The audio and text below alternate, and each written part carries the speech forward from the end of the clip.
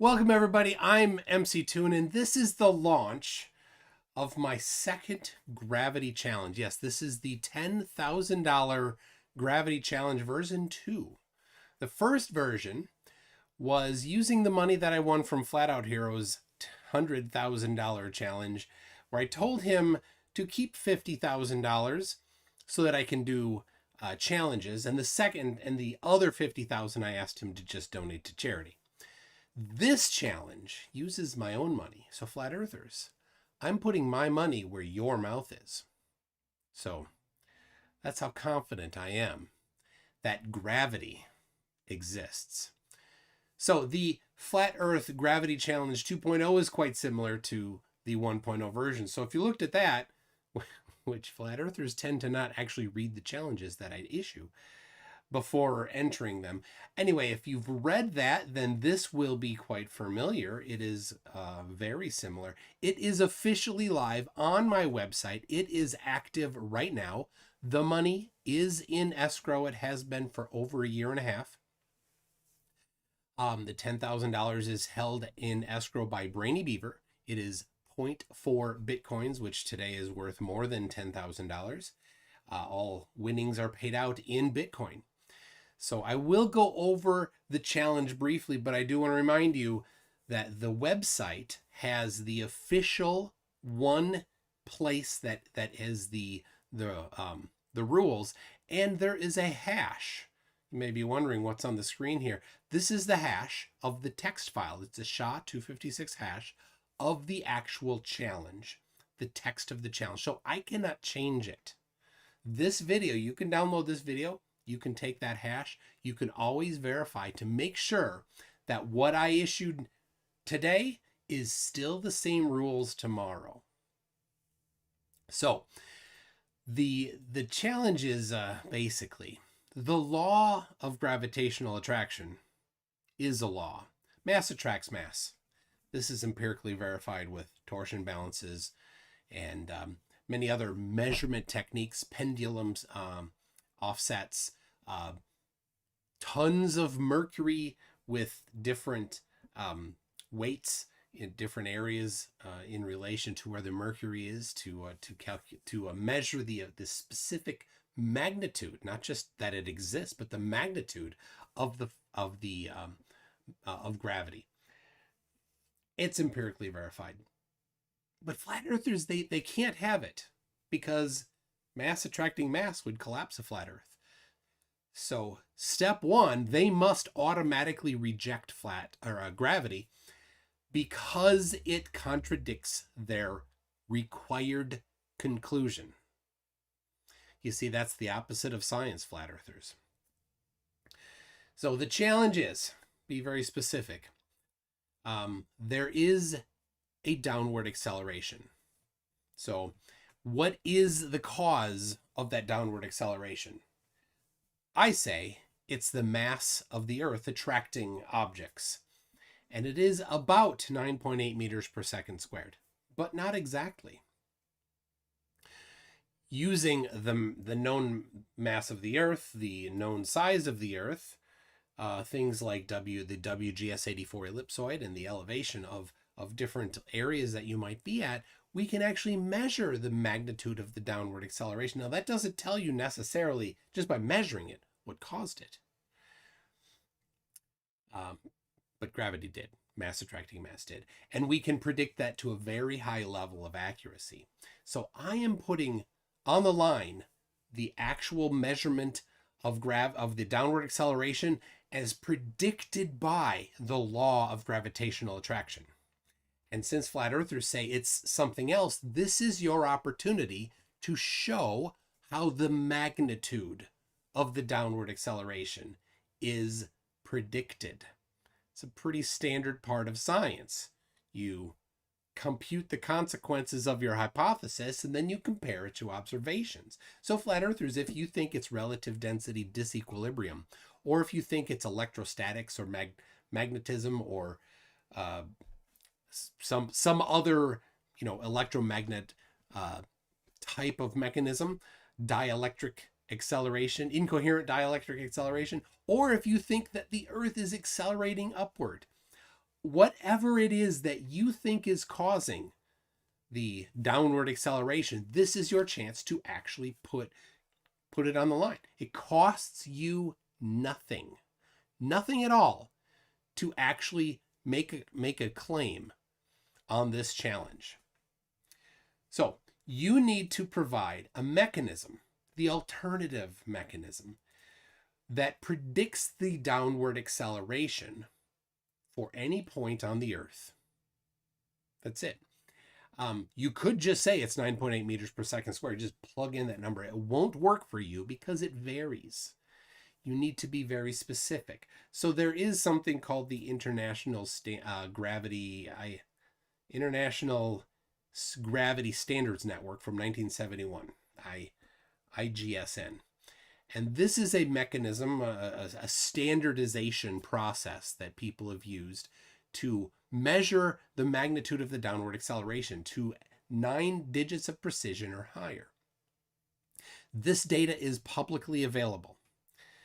They're done with high precision instruments, and you are free to look up the data yourself. You are even free to go get your hands on one of these devices if you think that there's something fishy going on there. Go ahead and do that. But that has nothing to do with the challenge. The challenge is for you to actually predict the magnitude. So whatever that mechanism is that you think it is, then you put that together and you write that down. You probably want to test it. Something no flat earthers ever really done to their theory. They don't like testing their theories, their hypotheses.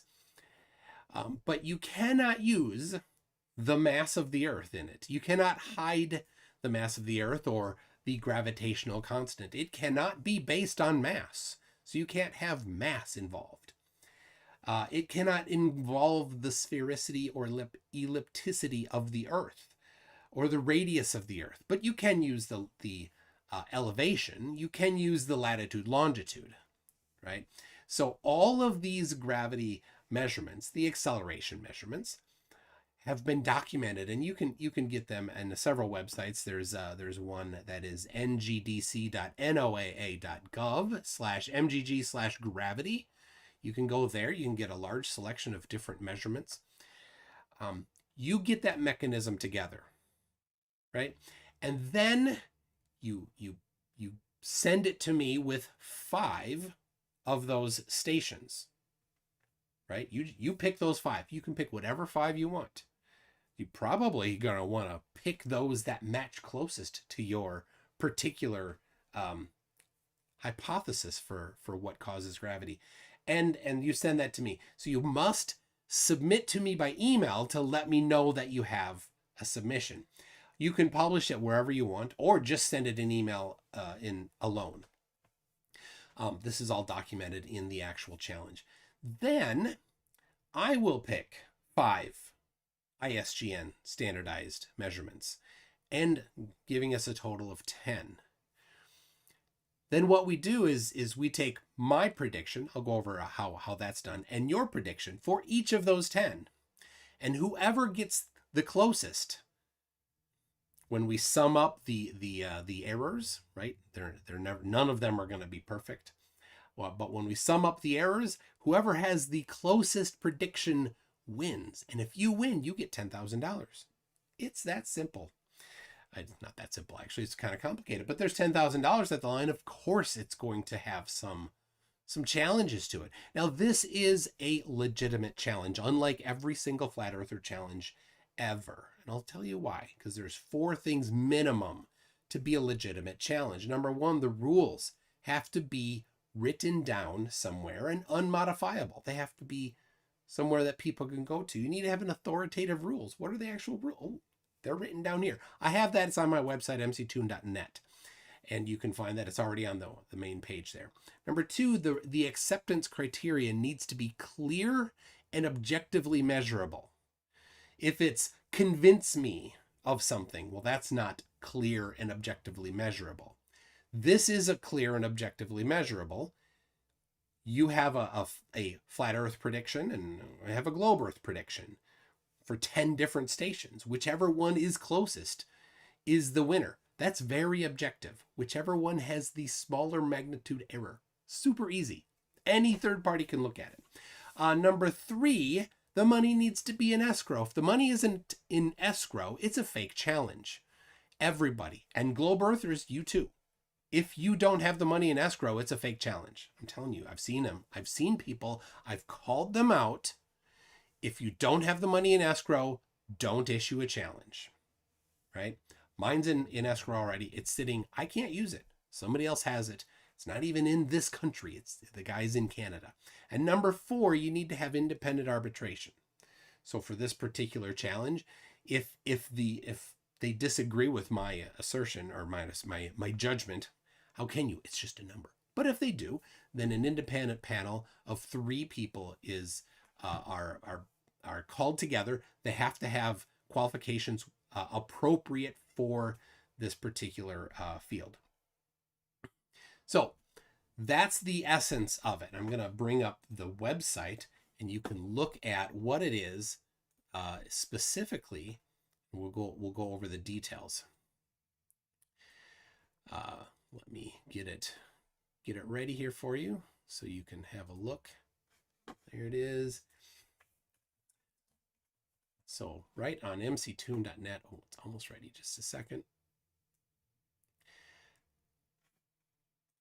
People, flat earthers have been scared to death of my other challenge. They cannot stay on topic. The other challenge is the $10,000 Celestial Navigation Challenge. You tell them about that, and instantly they change the topic. They will do the same for this. Feel free to send them this. They won't touch it. They can't touch it. So here it is. Here's my website. Earth is a globe. And here it is, the Flat Earth, the $10,000 Flat Earth Gravity Challenge. And here it is. Now, for reference, remember, there is the actual official rules that's in this file right here. You can download that, and then you can verify the uncompressed text file has a SHA-256 checksum, which was on the screen just a second ago. I even give you instructions on how to check it yourself. Okay, so here is the actual text of the challenge. It's pretty long.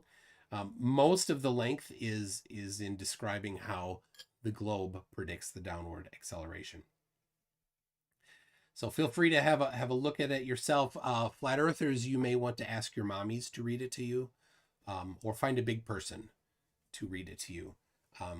But I've had Flat Earthers submit to the previous one, submit what they thought was a submission without having read the challenge. I don't know how you think you could win a challenge if you don't even read the challenge. Ridiculous. Absolutely ridiculous. All right. Well, somebody is saying that the hash works differently. All right. I will verify that later. But yeah, the SHA sum here is how I got the actual hash.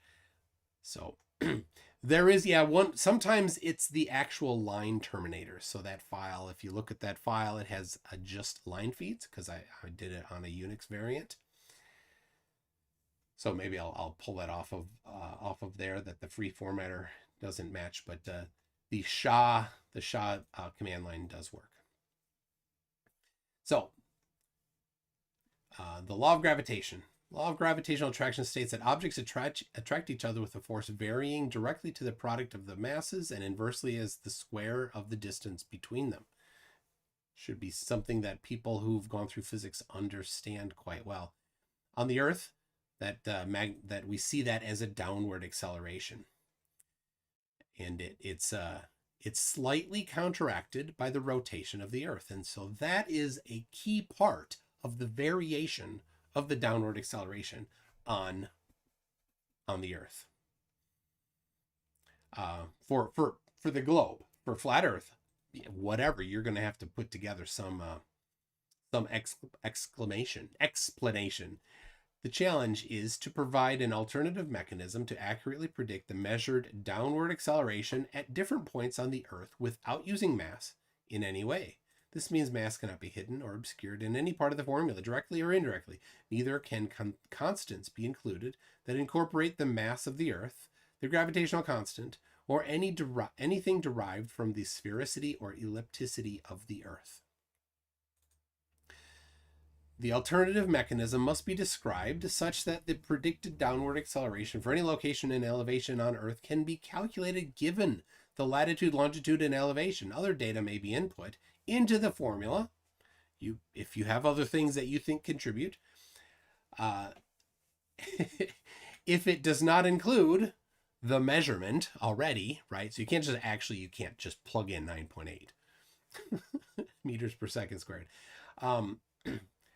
Does not include measurements specific to the previously measured values for the strength of gravity or acceleration at that location. So you can't be like, oh, well, if it is location A, then the predicted downward acceleration is 9.789. No. So whatever it is, you need to provide that. I provide a method. I'll go over that in a second here below. So, this goes over the specific, here we go, one of the largest organized efforts to measure gravity in a standardized way, or the downward acceleration is what it actually is measuring, is the International Gravity Standardization Net of 1971. There's thousands of documented ISGN 71 stations all over the world. Both the globe mechanism and the alternative mechanism will be used to predict the downward acceleration at 10 of these published stations and compared to measured values. I select 5, you select 5. Nice and easy. You can cherry pick the 5 that you like the best. The challenger must include in the actual submission. So that's one of the ways that I know whether or not they've actually read the submission. If they don't include the 5 gravity stations, then they didn't read the challenge. And I even give you a website that gives you a listing of them. There's more. The acceptance parameters, again, I went over it. Whoever has the smallest differential wins. You have to provide the mechanism. It has to be good enough for some third party to do it themselves. You can't include, you must include derivations or citations to the derivations of any numerical constants used in any formulas or calculations. So for example, if I'm going to use the gravitational constant, then I need to provide a reference to where that comes from, which I do. The method must only use the known and documented laws of physics. You can't just make up stuff. All claims about physics or the behavior of accelerating objects must have supporting experimental evidence. Unsupported claims will disqualify submission. All right, so you can publish it on YouTube, you can put it on a website, or you could email it to me, wherever you want. And then you need to email me, right?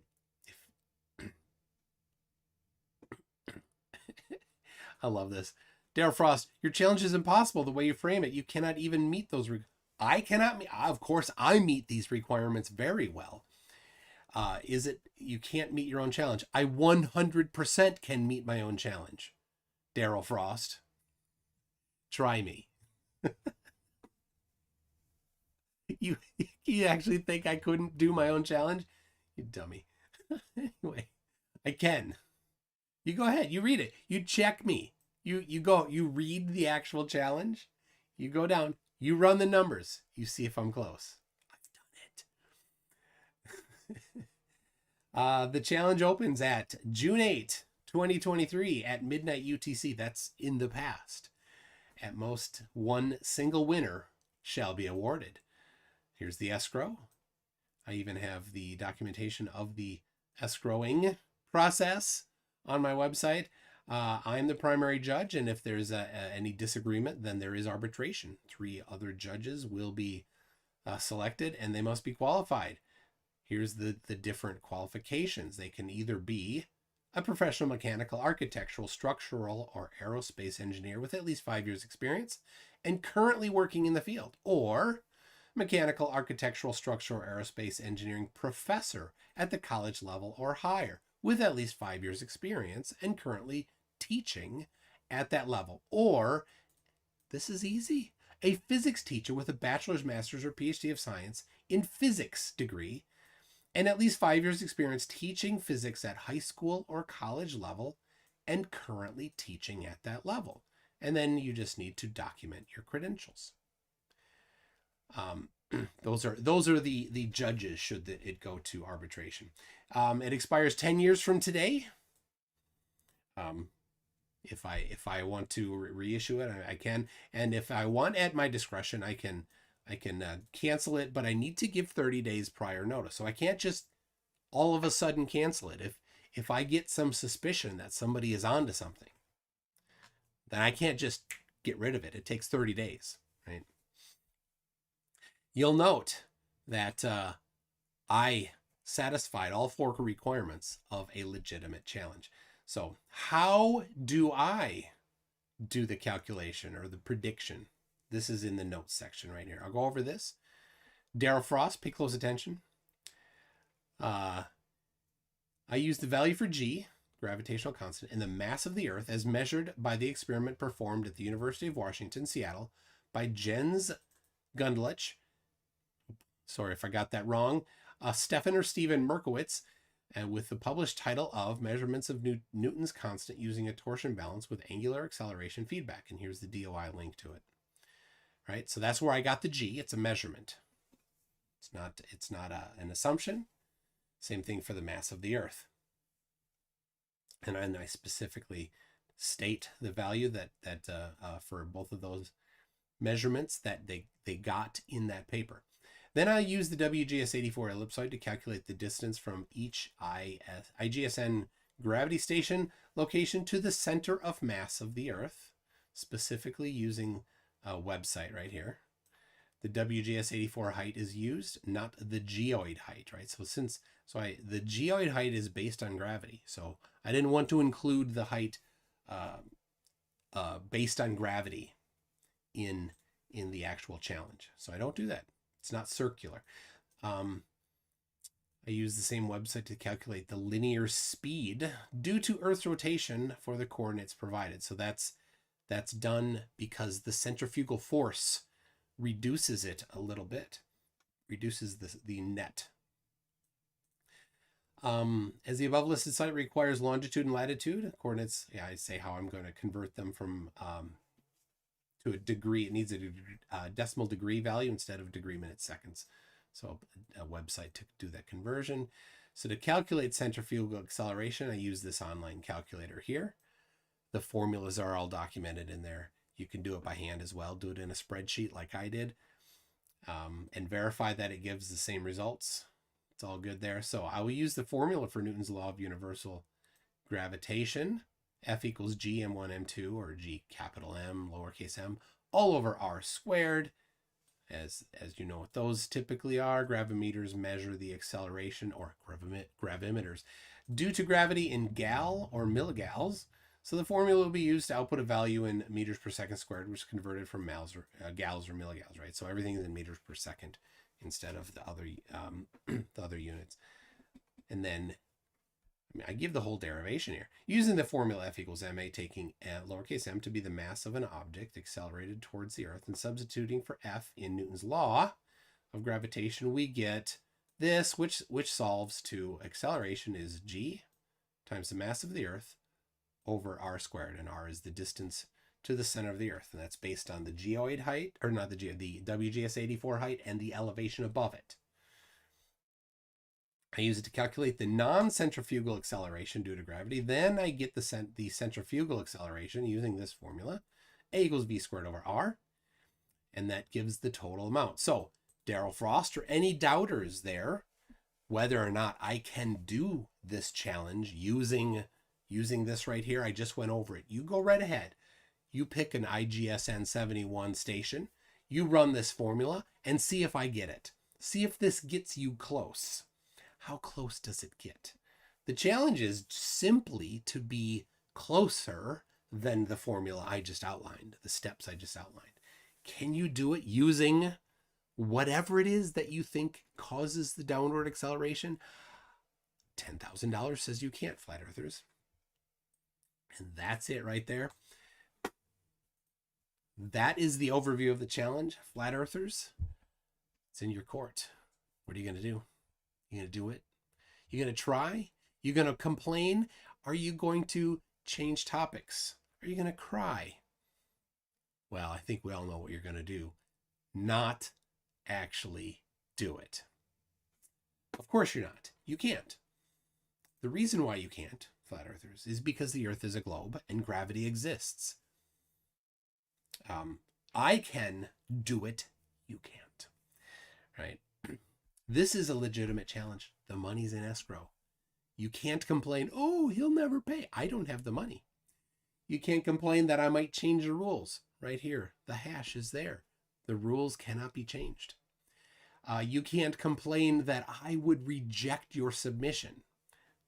Independent third-party arbitration panel. So you go ahead. If you think any of those things are the case, you feel free to embarrass me by submitting your solution, by doing it.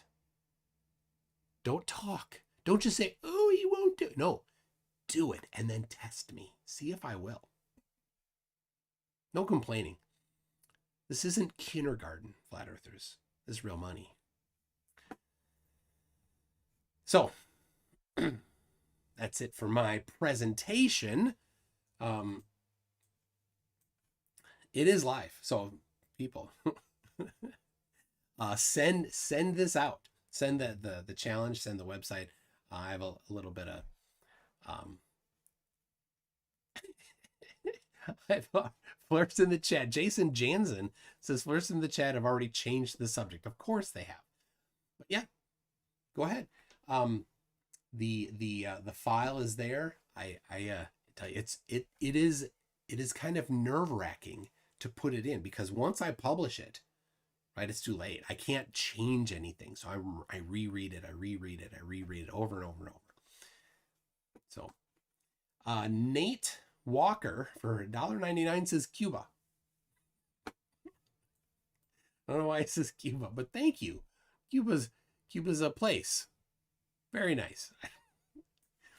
PG Tony says, for 10 Australians, says, we have known for more than 250 years that plumb lines do not accord with the normal to the reference surface.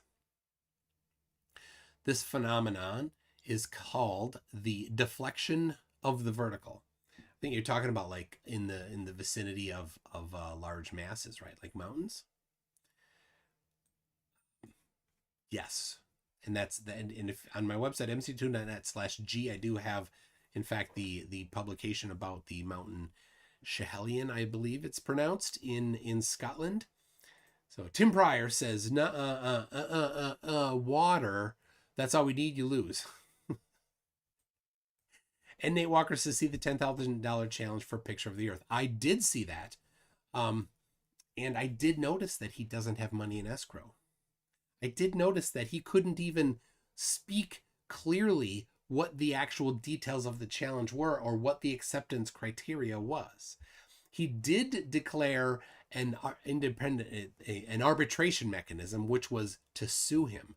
Now he lives, this is Santos Bonacci, and he lives in Mexico. So if you're going to sue him, you have to sue him in Mexico.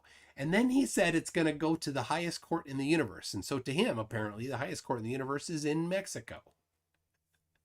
The thing is, to sue somebody costs more than $10,000 if you're going to go to the Supreme Court of Mexico, if you don't even live in Mexico. But if somebody actually lives in Mexico or has the capability of suing him, contact me. I'll help you out. Naricul says, I'm so confused. Then again, I was never good with math. I'll just say that gravity exists and leave the details to the experts. Well, the thing is, the flat earthers claim that they are the experts. They call other people sheep, that they don't understand it, and that they are the true enlightened ones. Well, flat earthers, if you are the true enlightened ones, then by all means, take my money. Show that I got it wrong and you got it right.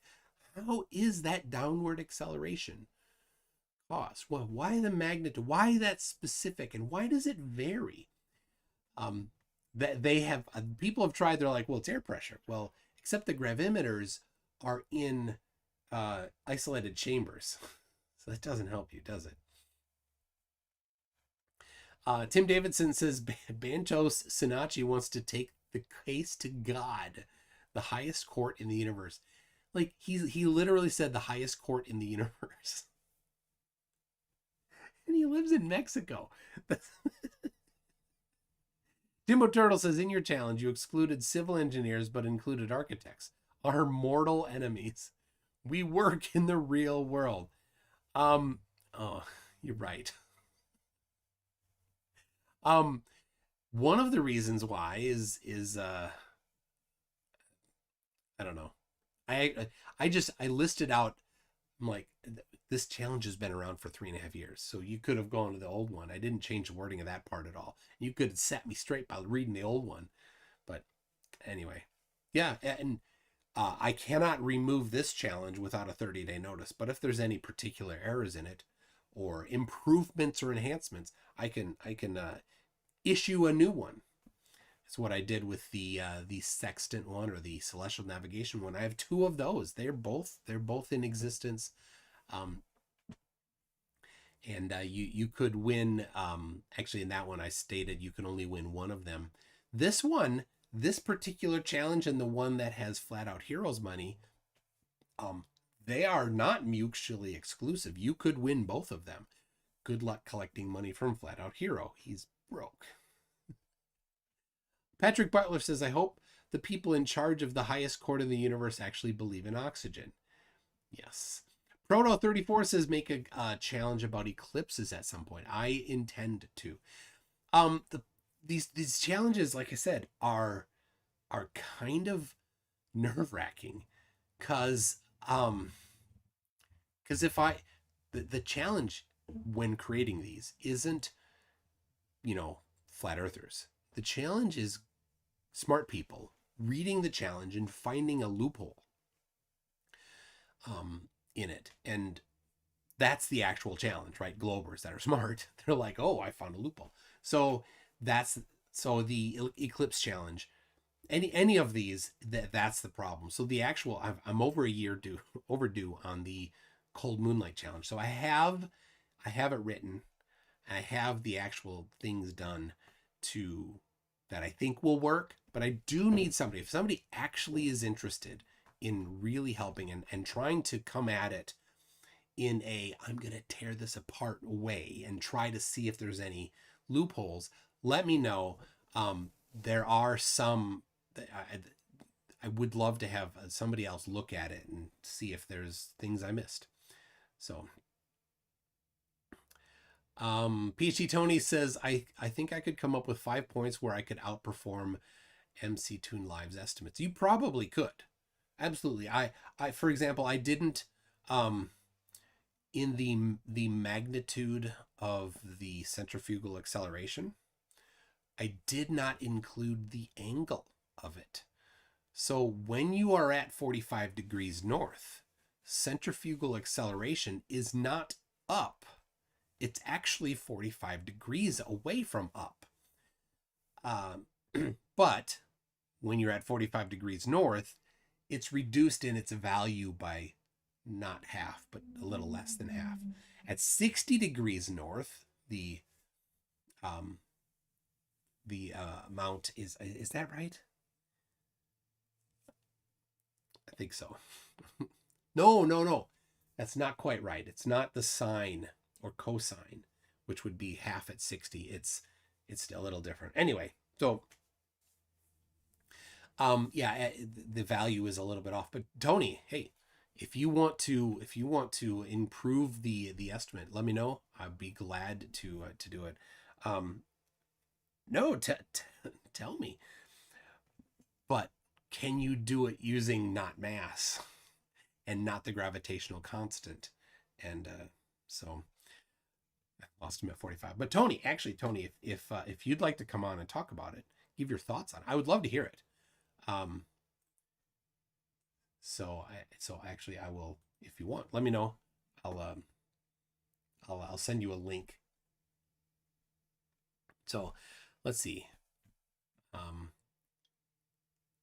Mr. E-Man says, I have I've seen paints that radiate heat at a greater rate than others. The game could be cheated by using such paints to radiate heat faster in regard to the cold moonlight challenge. True. And so I do have some stipulations against that in the challenge.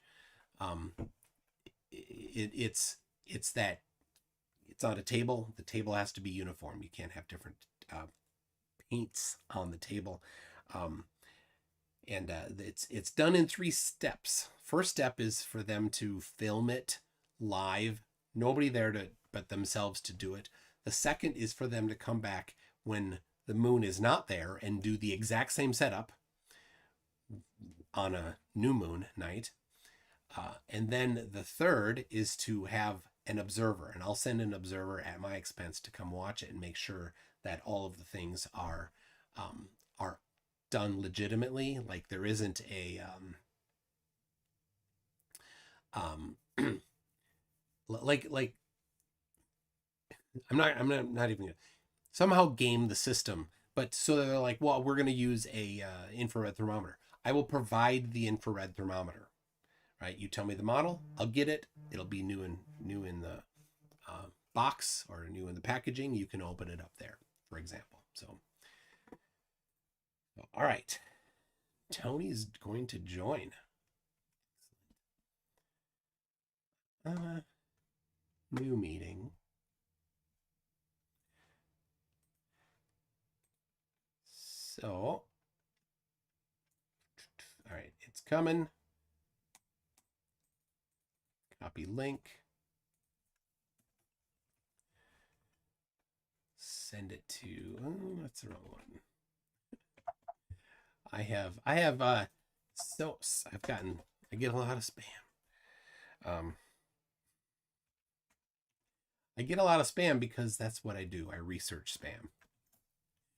So it's, so when I start typing a name, sometimes I get these spammers names. So Alyssa says if you need an observer somewhere near Brisbane, I'll volunteer. So yeah, thank you for that. Let's see. Daryl Frost says required certified measurement systems, and I'll do double blind, ensure everything's calibrated and consistent. Yeah, that'd be great, but no flat earther even understands what that means. That's the problem, right? I have a right here a NIST certified thermometer. What does that mean to them? They don't even know. To somebody that thinks that just because something includes a calculation, you can automatically hand wave dismiss that it is even exists. So, all right, hold on. I got Tony coming in.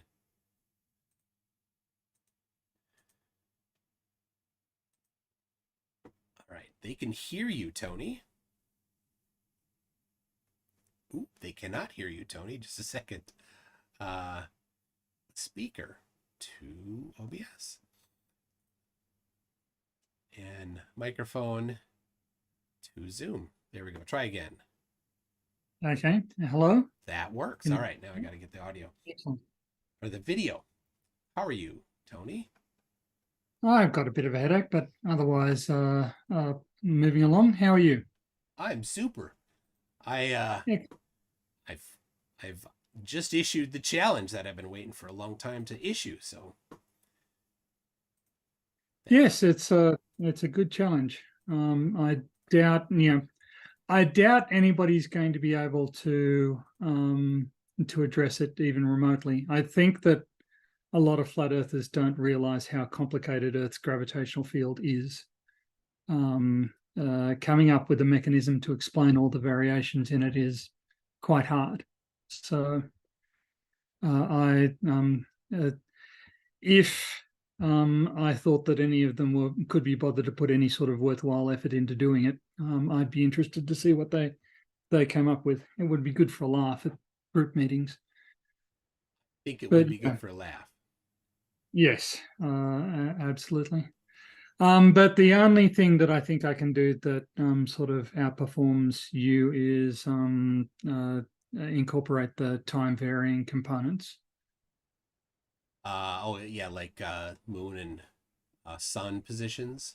Well, tidal components are one proportion, but things like glacial isostatic adjustment, for instance, uplift around Hudson Bay or Scandinavia due to because during the last ice age they had huge ice sheets on top of them, which pushed material out from under those locations, and material is flowing back underneath. Ah, So there's a gravitational signal associated with that leads to sort of a broad gravitational increase, for instance, under North America. yes. And how many digits deep is that? Maybe. It's pretty deep. So it's about 1/millionth of the it's about a millionth of the static gravity field, I think, is that. Yeah. So So I'm the I have a whole spreadsheet of the right. ISGN measured values and the application of the formula or the process that I did, and Yep. I'm accurate to better than 1/10 of 1%. Right. Okay. So if you're sitting deeper than that, then there'd have to be a Yeah. couple things that would need to get it closer first, and Yeah. so the vertical component versus the off vertical component of the centrifugal acceleration would be one way to take Yeah. into account. But I was trying to keep it right simple enough that Manageable. that a high schooler could look at Yeah. it.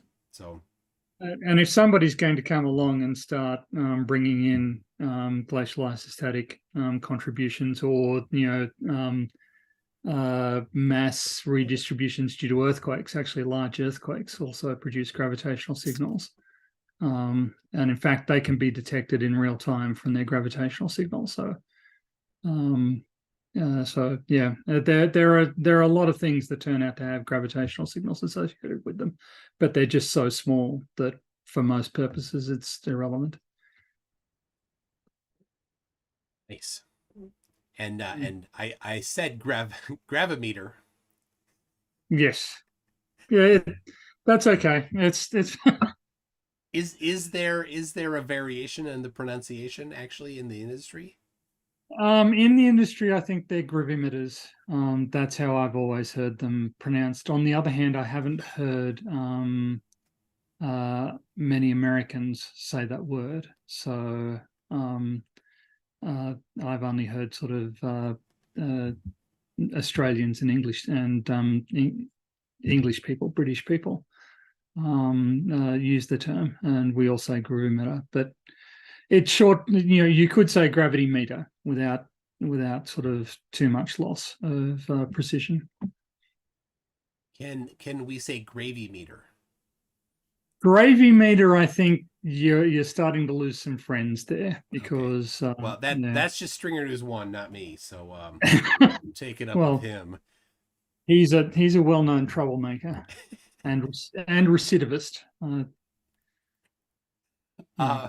War of 1971 says PT Tony needs a channel. He's great.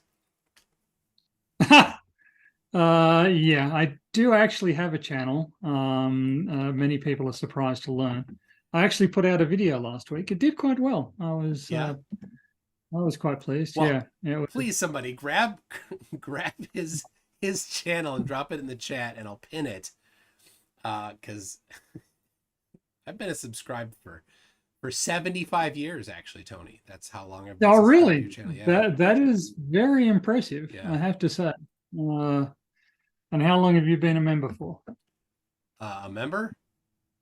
Mm-hmm. 97 years, actually. 97 years. Yeah. That's even more impressive in two ways. Because I don't actually have the option of memberships on my channel. So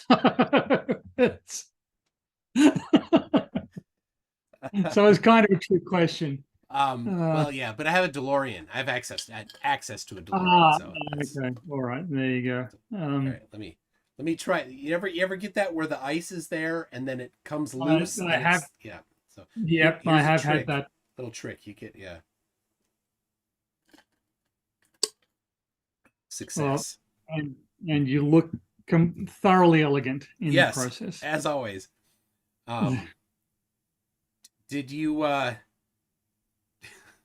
did you see Flat Out had a video I did yesterday? not. I heard that Flat Out had a video, but I haven't caught up with it. It's apparently something of a masterpiece. Yeah, everything he does. Right. Okay. All right, there it Uh, is. The link to your channel has been pinned. Um, no, you're very kind. Um, Somebody mentioned that I should come on in my Daniel Pratt hoodie, and this is my Daniel Pratt hoodie. This is the one. So, wow, but it's uncanny. it's uncanny. Except for the glasses. It does take a little bit. It does take a little bit of time to actually. There's more acting effort involved than I think people appreciate at first blush. Because to actually do Daniel Pratt, you've got to actually. Obviously, the glasses need to come up. You've got to stare into the camera, so your eyes need to be slightly wide, and then your mouth needs to sort of be slack. Oh, there you go. That's doing it. The problem is that your eyes they're not dead enough on the inside. That kind of acting, I don't know. That's a master's level of acting. Yes. so it's, so it's yeah, the he's a personality. That's all I can say. But yeah. Uh, so I do owe you an apology for rather lowering the tone of your Flurf cosplay. Um, But that was probably the most masterful part of it. So even without a water heater, you somehow managed to pull it off. So well, thank you. You're all very kind. But it was nice to get to hang out with you all and with Mallory and Craig. So I feel like Craig was cheating wearing swimming cap. He needed a soiled rag, really. he tried As he tried to get the right thing. Uh right. for what the whatever do rag type thing JM tries to wear. Yeah. Well, the other aspect of it was that his hair, he had the wig and the beard, but it didn't look sort of stringy or flea ridden enough. Like JM's hair has this sort of cocker spaniel style character to it, where it's kind of scraggly and unkempt, and it doesn't look like it's ever seen a hair care product in its life. Yeah. Whereas so FTFE, his beard looked too Yeah. healthy. Well, yeah, you can actually in JM you can actually see how it smells. It's a That is true. That is true. I kind of think it. He's not the most olfactory Flurf. I think that would be Nathan Thompson. Nathan Thompson is just the Flurf I look at, and I can't help but imagine what he smells like, mm, and it's kind of revolting. He looks like somebody who smells of desperation and bo. I get the feeling Nathan Thompson smells so bad that if he died in the street, dogs would veer away rather than roll in it. yeah, but who else though? There are some others like Flatter Day Saints. I don't think I've seen Oh, Flutter Day see, yeah, Saints see pictures. he it seems like he might live in an actual homeless shelter of Right. some Okay. sort. Yeah. I don't Well, know. yeah. There's the guy you've had on a couple of times. Exposing Mars Tricks is Ryan Casey. yeah. He's actually Um, homeless. Yeah. I feel like I feel like he really needs some serious help. So Um, yes, I've talked to him a little bit, messaged him a little bit, and a mhm. friend of his from, so he lives in Washington, but he's not from Seattle area. Yeah. He's from the Midwest here somewhere, and Yeah. so a friend of his that knew him a while ago, um, said that he's seen somebody. There's been something involved somewhere somehow. Um, Yeah. but he, Well, I mean, yeah, what do you do if he can be at a place where he's stable and he's safe and he's yeah. right? He's wacky, but he's Yeah. surviving. Then what? Yeah. I think, but it is kind of tragic to look at people like uh, uh, Quentin. Is that his name? The flat Earth pilot. Oh yeah, Uh, is it's not Quentin. I don't is think it does it start it with a starts with a Q? Q. Right. Uh, Quincy I Carr. Quincy.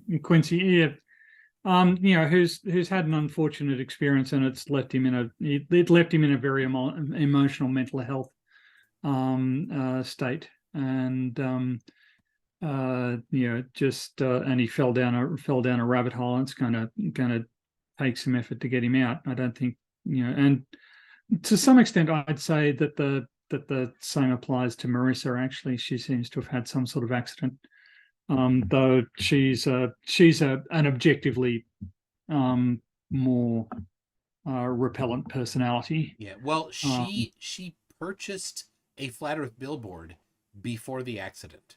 yeah, well, I don't think it's helped. Yeah. And and she's very, very aggressive about it and unwarranted. For somebody in, she's very, very aggressive about her intellectual position and the validity of it and how she's in a position to judge things, and it's just so far from observable reality that it just comes across. If she were nicer, you might take the time to sort of engage. But as it is, just pointing and laughing is the best we've got, I'm afraid. Yeah. Until they learn, maybe don't go around spewing this nonsense. Yeah. Well, and there's probably not much negative that'll come to her anymore from it. She seems like she's already isolated from Yeah, everybody else. Um, so she doesn't have a social group to be isolated more from. And I think that's kind of the case for a lot of them. They not all, but I think a good number of them were pre-isolated yeah, and they found the community that they were lacking in the flat earthers, and so that probably more than anything else will keep them in. yeah. And they've got their echo chamber where they feel significant and they feel important and they feel smart, and that's got to be more attractive to them than a reality in which they're not really any of those things. Yeah. But so you can understand sort of the emotional dependence that they come to have on it. But it is kind of sad to see it happen. But this is the thing where your challenge is, here's a task that they could apply themselves to get to get $10,000, and maybe they'll learn something about Earth's gravitational field and how we know what it is in the process. So you're supplying an incentive for FLIRS to actually get in the trenches with the data and try to explain everything. So I think that if FLIRS could be lured by this sort of thing into actually learning what the data says, rather than just claiming that it says stuff, it's I love your uh, optimism. well, It's so precious. Yeah, I don't think you're going to, I don't think you're going to get anyone buying it. But I think that I think that it's,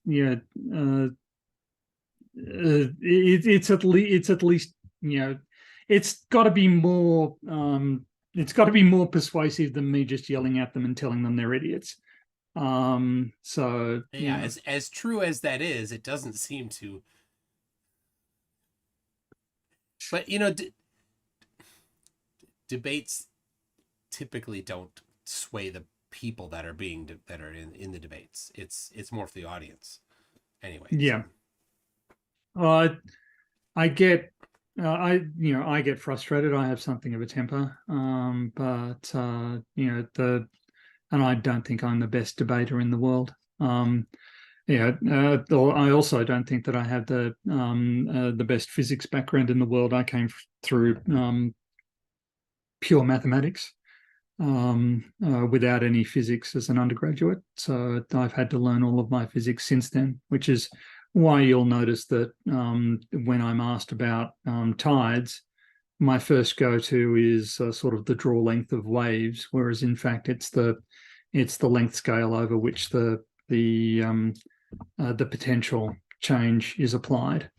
That's why you don't get large tides. When I was doing my debate against Whitsitt, I yeah, was starting my answer and you were laughing at me, which was well deserved because I was talking about something completely different. I was talking about wave height and draw length, and then suddenly I remembered the details of tides because I didn't study it as an undergraduate, so I've actually had to go and learn stuff. So well, the breadth of topics that they try to address, nobody can have the depth in all of them. But yeah, the reality is that pretty much all you need is middle school for 90% of the topics, and high school physics for the other another 9% of the topics, and then maybe another 1% requires a little past high school. So, um, yeah, to go back to a previous thing about the smelliest flare, allegedly Dave um, nebulizes yeah. his own urine and bathes in it. He rubs it on himself. So um, Does he indeed? he indeed does. So all right. I So was to imagine that it was only his breath that could be used to sort of flake old paint no. off So of we've got boards. allegedly Okay, Dave, Nathan Thompson, JM Truth. Who else? Oh yeah, Flatter Day Saints. I'm making a poll. you're making a poll. Okay, I thought you were going to. There we go. You can update their Flurfopedia I entries for cannot. You can't. It was taken down. Oh, So it was hosted on fandom.com, which is for people that are fans of fictional things, and they have as part of their terms and conditions that you don't have a lot of information on living people. That's not what the right. purpose is. So when Okay. Flatzoid complained, they took it down according to their terms and conditions. They should have. And when I asked if I could get a copy of it, they said see our terms and conditions. So what I'm doing is I'm going to get my own, put it up, and then host it myself, and then Okay. my own terms and conditions apply. Yes.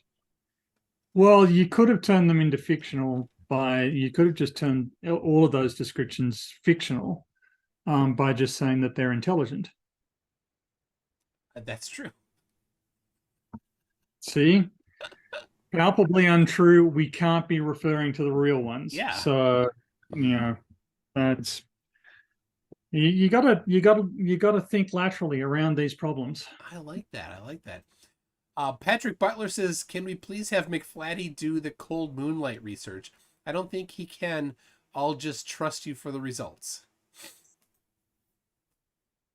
Yeah. He, yeah, he wants to make.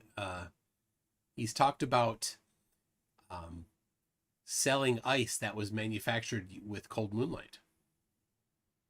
Yeah. Yes, that was. Well, wasn't that Mallory's idea? Uh, Mallory was selling. she mentioned it, but she was Okay. cosplaying as McFlatty when Oh, she okay. mentioned it. All right. Yeah, All right. That was very difficult. That's way too advanced for me to follow. it's too many layers of There's the intellectual heights that Mallory reaches are just you select few completely can inaccessible to me. can keep Yeah, up. only in the words of the Princess Bride, she truly has a dizzying intellect.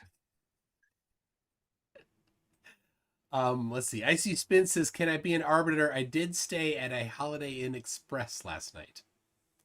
Well, what more qualification could you need than that?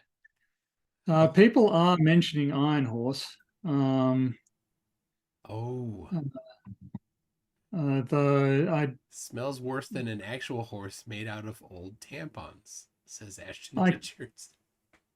I can't imagine that anybody gets close enough to Iron Horse to work that out, though. Oh, Like, it just you've brought this point up many times about just how weird it is that the political affiliations that flat earthers are willing to publicly make, and Iron Horse is one of the worst yeah. in that If regard. anybody doubts, mctoon.net/FEAJ. I have Yeah, he assembled. is he is really a noxious and toxic individual. Yeah, I expect Gary does smell of cows in multiple ways.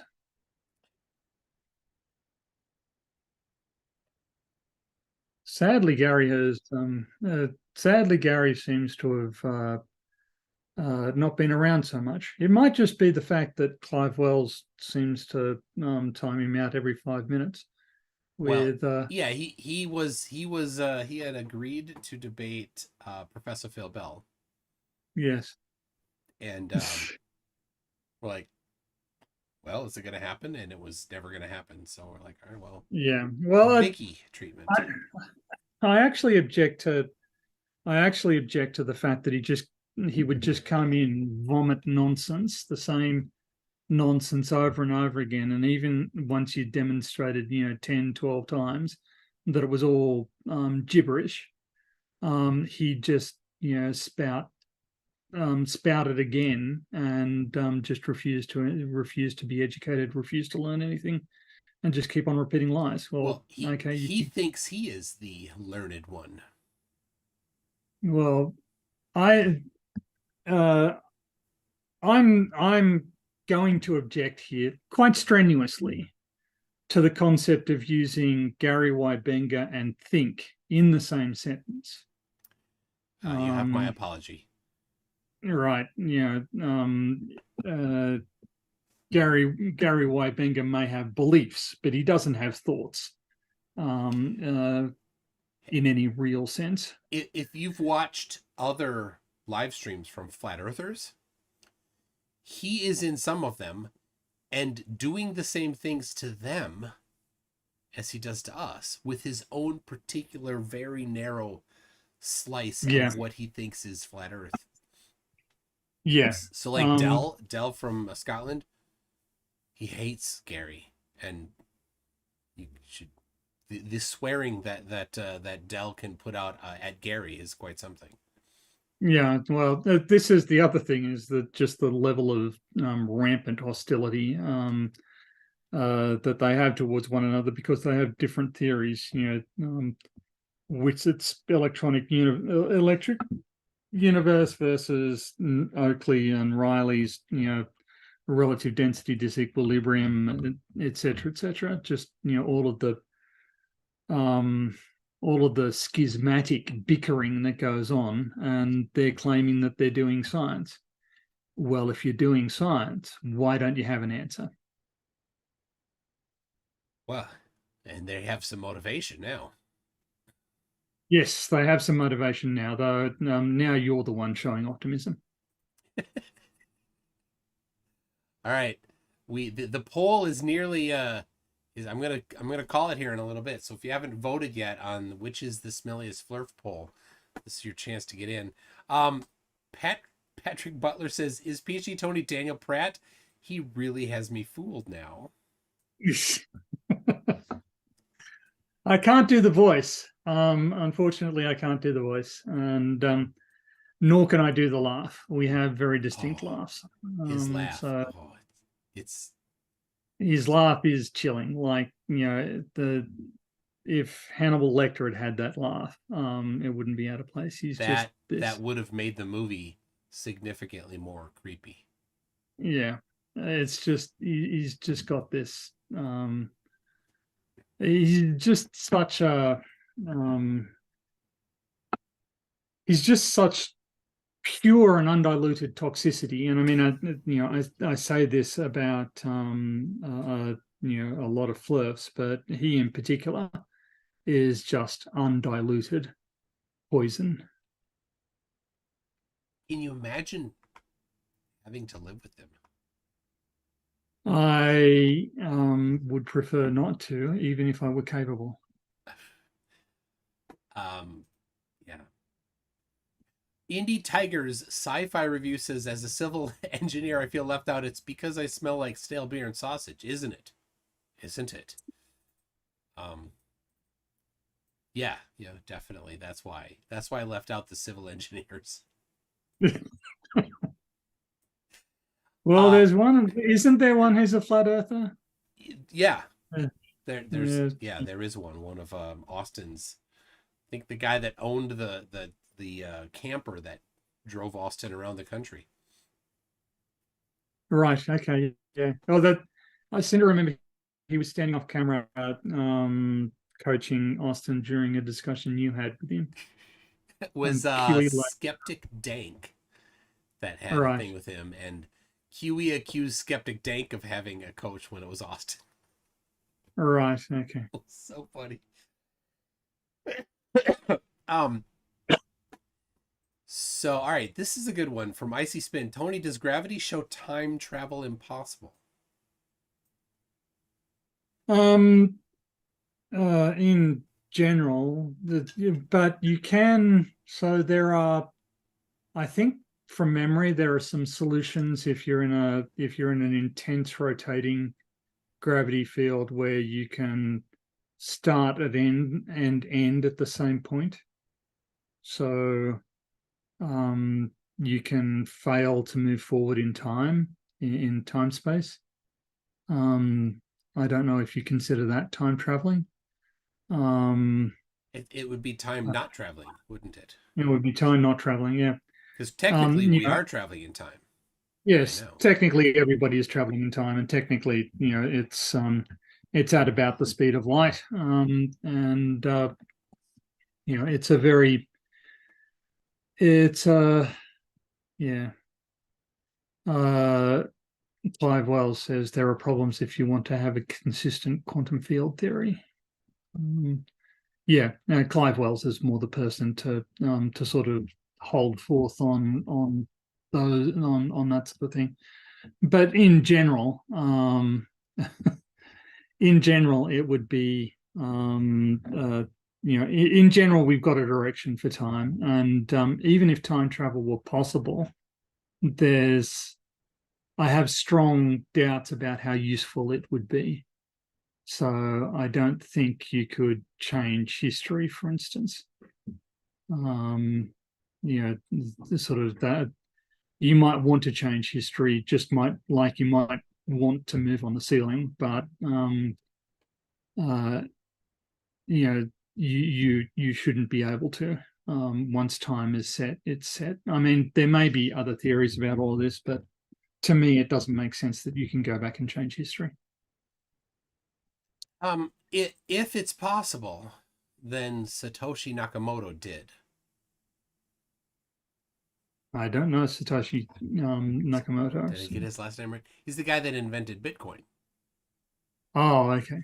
All right. Yeah, the guy that invented Bitcoin um, mined the first Bitcoins and was mining them from the beginning and has many, many Bitcoins that he owns. Mm-hmm. Billions of dollars worth of Bitcoins, I believe, he owns and hasn't spent any. Yeah. So That's, if time travel were possible, he could have gone back in time to here, to now, or mm-hmm. 2009, 2010, and until about 2011, 2012, and then went back to the future to whatever point in the future where those Bitcoin are worth a lot of money. And there you go. There's the Yeah. there's So the theory. All right. So somebody said, I think you chuckled when this came up. CV McCuller said, I want to see Tony and Randy Feltface collab. okay. Randy Feldpost is an Australian Muppet in the literal sense. He's a hand puppet character who does stand-up comedy. He's on Um, screen right now. he's a very funny guy.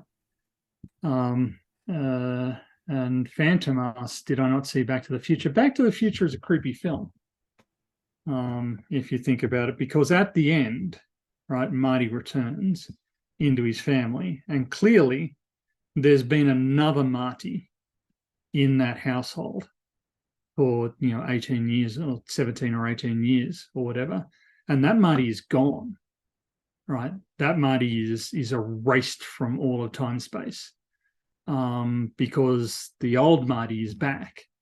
So there was a Marty who was there, and he's dead. He's just utterly He obliterated. ceased to exist.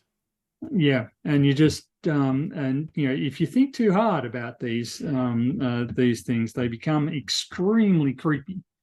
So yes, I have seen Back to the Future, and I have some serious ethical questions about what was going on there. Not the least, the ethics of uh, uh, ethics of ethics of dealing with Libyan terrorists in order to fund your scientific experiments. Doesn't seem completely in accord with modern ethical standards, but what do I know? Clive Wells is talking about having half his thesis been about time travel. Um, uh, Hawking's chronology projection conjecture, and That's some fancy words there. it is some fancy. Uh I love that. So Yeah. what he's suggesting is that a closed time-like curve is prevented from forming by infinite particle creation. And Clive Wells agrees. So his was a simplified space-time. This is the sort of thing that convinces me that I'm just not as bright as Clive Wells. But who is? Yes, Yeah, well, yeah. nor anywhere as good or as competent. Yeah, I do have a tendency to look too deeply into things. For instance, I am deeply troubled by the underlying philosophy of most of the Star Wars universe, which seems to be basically aristocratic / monarchic in its outlook. You are only significant if you're related to somebody who's significant. And people who aren't related to people who are significant are nobodies whose stories don't deserve to be told. There are exceptions like Rogue One. Rogue One sort of breaks the mold a little bit, but I am deeply troubled by the underlying sociological message of Star Wars. So yes, thinking too deeply about things is something I do. What But about Hitchhiker's Guide to the Galaxy? Have you thought Hitchhiker's too Guide. deeply about that? I'm not sure that I have thought too deeply about that. It's not the sort of thing that uh, it's not the sort of work that actually invites too much deep analysis, as it seems to be a narrative powered largely by whimsy. And And if you're going, sort of, I think you can vandalize it. And so I don't know. Sometimes narratives like Star Wars I do think about and that sort of thing, but Hitchhiker's Guide to the Galaxy just seems to be too whimsical and good natured to sort of hold hold to the fire, so to speak. All right, I'm going to end the poll. So, who would you vote for as the Sweet I Beast? voted for Nathan Thompson. You did. All right. Well, the poll is ended, and your vote may have been the one because Nathan edged out allegedly Dave 35% to 34%. JM Truth gets Aha! 16, and Flatter Day Saints 13%. There you go. Um, Very nice. so And apparently, I think Marcus Dresden is poking at the copper in quarter. The copper in quarter does a gold extraction from things like computer boards and stuff. yeah. And I have at his tutelage, I have been doing some I'm like one step in, but working on some extraction from some boards that I have. I have a lot of access to to hardware with this stuff on it. So All right. Well, it's a yeah. He's a he's a good contributor, and he's always been a good contributor to the chat, and seems to have a very interesting sort of career path. Molasses asks, "What's my favorite sci-fi movie, show, etc." Those are good questions. red Um, red dwarf. Red Dwarf is a genuinely excellent science fiction television series. I hadn't considered it, but it's right up there. Um, And if people, if I you haven't, you go watch it. uh, so the Clive Wells says that I'm a Trekkie. That's a vile calumny to Trekkies. I'm not qualified to be a Trekkie. Firefly is one of my tops, though. It's Oh really a Western set in space more yes, than anything else. In terms of, um, I guess, I really like the reboot of Battlestar Galactica. really? Um, yeah, I did really like the reboot of Battlestar Galactica. I realized that it fell apart in the later series, and they were lying to us for most of it. When they said that the Cylons had a plan and they knew what it was. They didn't know what it was. They were making it up as they were going along. But I still enjoyed it. I thought that it was really good. I have not Um, watched it, so oh, okay. Well, I I'll, would recommend it. I'd I'll take that certainly. endorsement. Yes. And well, yes. Phantom Galaxy Quest is, I think, in my opinion, Galaxy Quest is the best Star Trek movie um, ever made. I just love Galaxy Quest, but again, it's a comedy with science fiction elements more than science fiction. My favorite science fiction film, uh, I guess that I think actually Rogue One is a really good film, though. It Really? again, yeah, I think I really like Rogue One. But not so much for the science fiction. You could basically turn that into a World War II story, and it would kind of be the same. But if we're going to go classics, I liked First Contact, Star Trek First Contact, and Wrath of Khan. I thought those. Uh, yeah, the Orville is a good series. There's so many. Yeah. The But the yeah, Expanse. I The tried. It was Expanse. it was too slow for me. Well, The Expanse. I was with The Expanse, and then they had a really giant alien just break physics, just you know, um, teleport itself instantaneously out of the way of a missile, or it teleported the missile out of the way of it. And there wasn't, it hadn't done anything to deserve that. It had barely established that there was an alien there.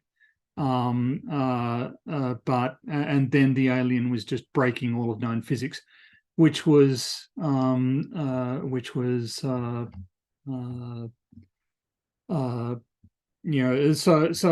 it has a lot of good science, but I'm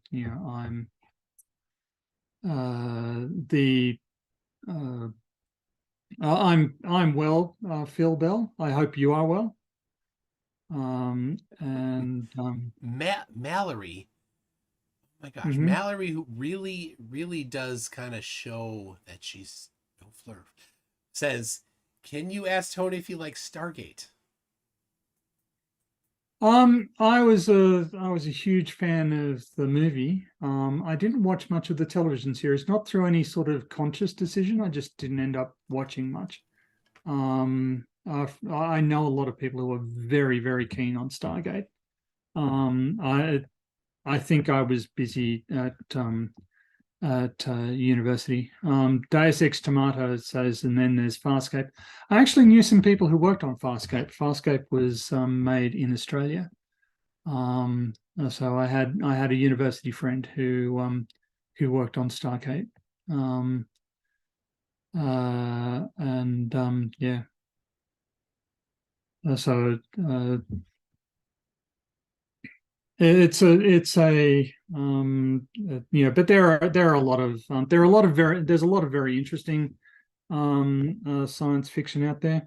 The television series Counterpart, which didn't last for very long.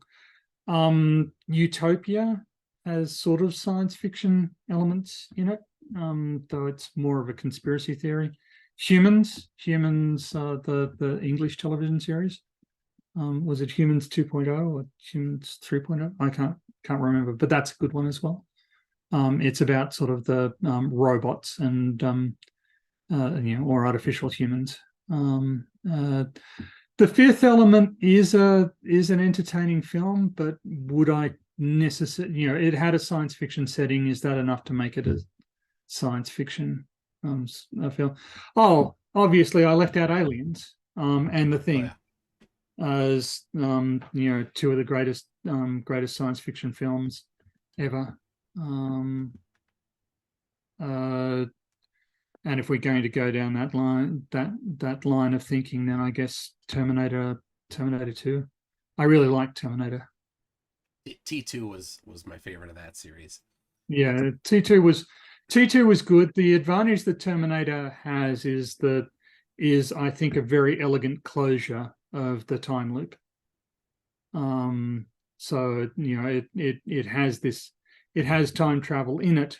Somebody goes back to change the past, but in the end, they actually only make the past turn out the way it already has. Yeah. So there's a very elegant sort of closure to the time loop, which is what I admire about Terminator. But Terminator 2 as an action film, it's vastly superior. All right, I got some other things here. There's somebody has a good question for you. If we get to that in a second, but first, Lael says it's confirmed 2023 that PJ Tony is the father of Daniel Pratt. The father of Daniel Pratt. Oh, them's fighting words. That suggests that you made many errors in fathering. Oh my gosh. War of 1971. This is a good one. Why don't you guys ever ask Flurfs what they think the limit to our technology is, then lean on very old information for flat earth proofs? Yeah, well, lean on very old information. Well, that's the thing, like the deviation of the vertical, the difference between, plumb lines and what is actually normal to the reference surface.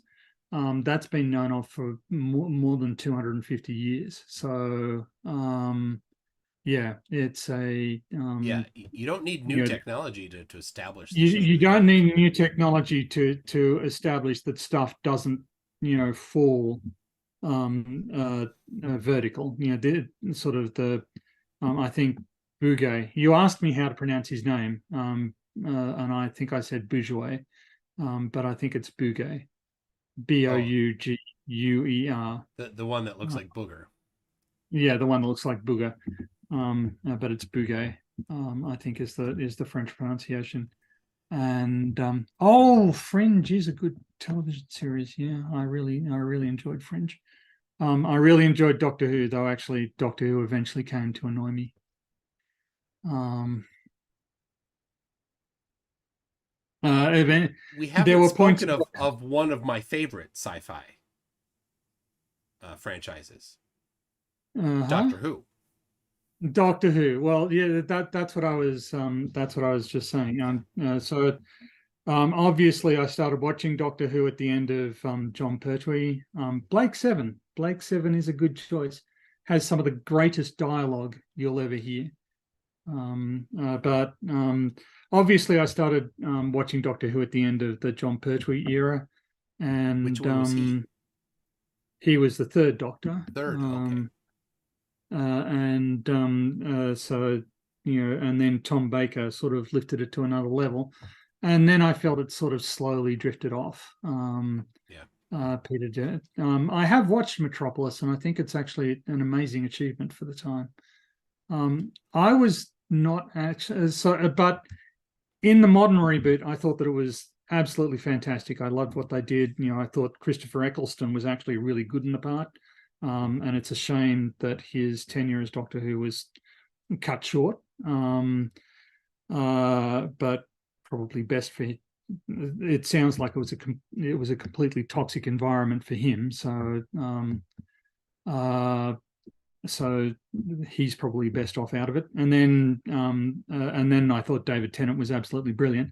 And I didn't mind Adam Smith as the Doctor, but the writing really started to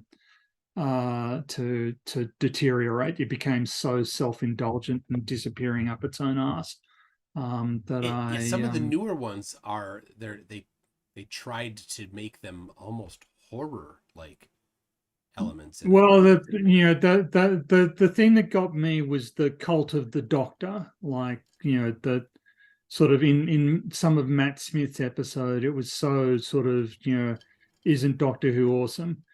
Um, Vadim brings up the prisoner. Yes. Not only do I remember the prisoner, but I've got a copy of it on DVD just behind me. It's a weird series, but I think very highly. I think very highly of it. Somebody brought up there are a bunch of, Blake Seven, obviously. Hitchhiker's Guide to the Galaxy, the television show, is just fantastic. I've got that on DVD behind me.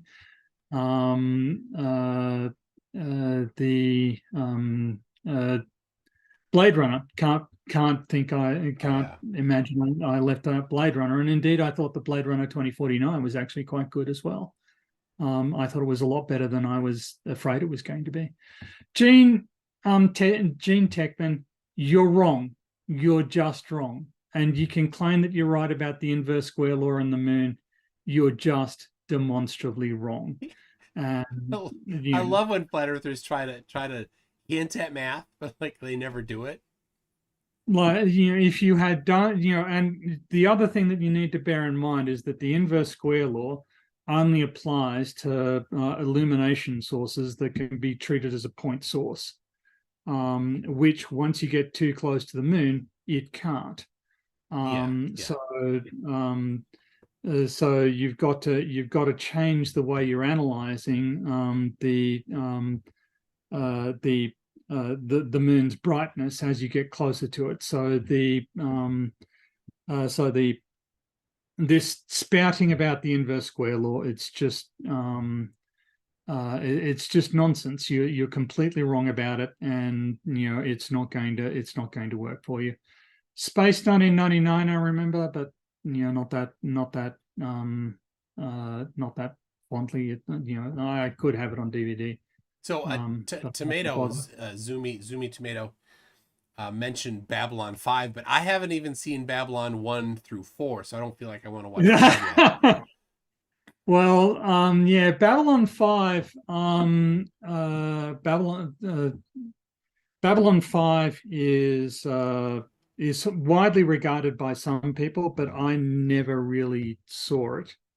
To me, it seemed like all of the characters were, they'd be they'd take turns becoming sort of the rump of comedy jokes, but they'd do it in the same way. So it was clearly the same voice being applied over and over, which is to say that the characters didn't really have identities. They were just sort of vessels through which the scriptwriter was talking to us.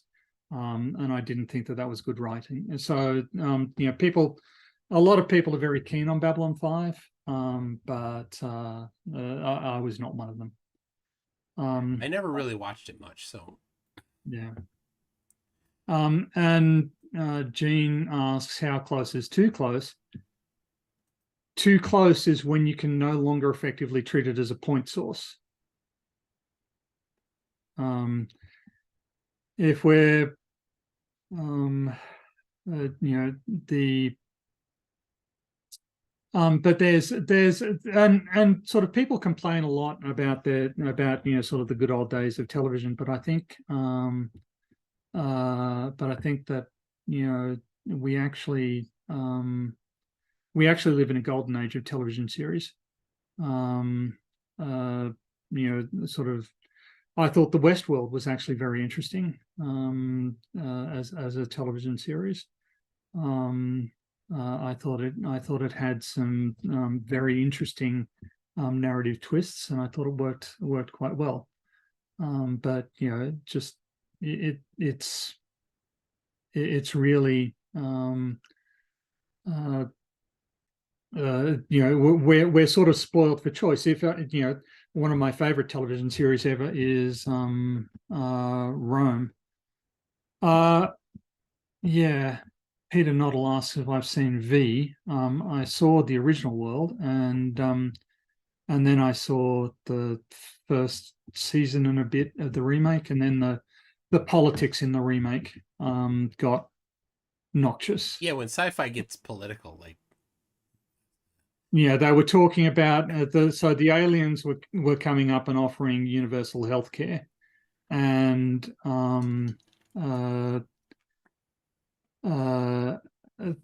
and everybody was reacting like, that's just evil, that'll just make us weak. And you just, what the hell are you talking about? Like, that doesn't make any sense. Avenue 5 is a good series. It of course stars Hugh Laurie, which is really good. Professor Phil Bell asked about June. I for my 21st birthday, I got the entire June book series.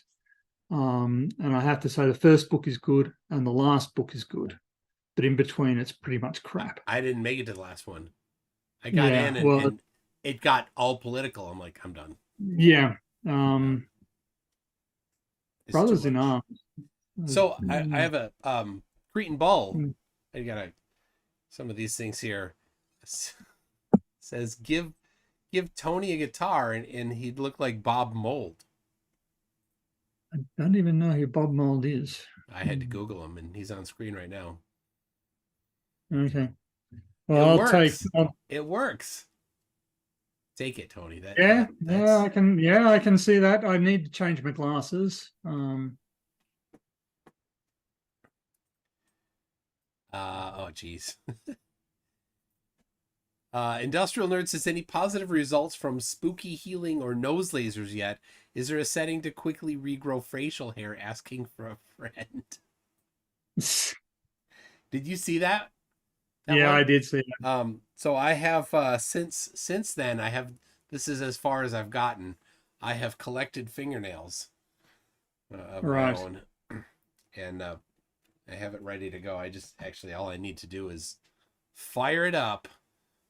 So no, nothing yet. Oh, this is good. Steve Bauman says, I wish gravity only acted upon people who believe it exists. the internet sure would smell a lot better. It certainly would. Yeah. Let's see. Brian Cox, let's see. CV McCuller says, Tony, Brian Cox explained time travel and he's on your page, but you can time travel in your house.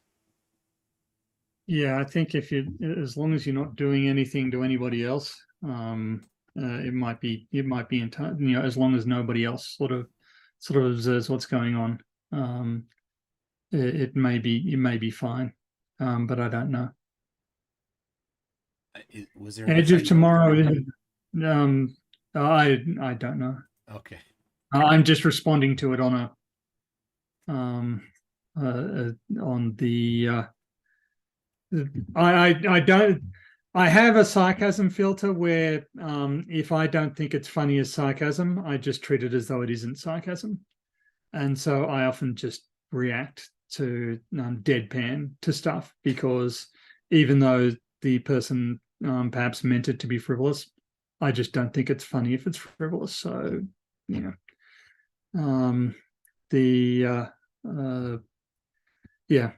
So it might be a frivolous comment. It might be an inside joke. I don't get it if it is. I didn't get it either. All right. This one seems important here. A gripper crapper. Mm-hmm. Which is as good as Diddy Kaka. It says, PC Tony, the two greatest breakthroughs in physics of the 20th century are dependent on an observer. Is there a connection? Where does it suggest that physics is going? Is the arrow of time also observer dependent? Well, this is a fundamental question, and I mean the entire thing of relativity is that time is observer dependent, and the velocity of the observer and the behavior of the observer, and I mean that this sort of feeds into Susskind's debate with Hawking about the nature of black holes, and that what appears to happen on the outside of a black hole and what happens on the inside of a black hole may be completely contradictory. They may completely contradict one another. So what the observer outside thinks is happening in the black hole may be the exact opposite of what's actually happening. And that's okay, provided that the two contradictory realities are separated as they are in a black hole. One's on the far side of the event horizon and one's outside the event horizon. And this was Susskind's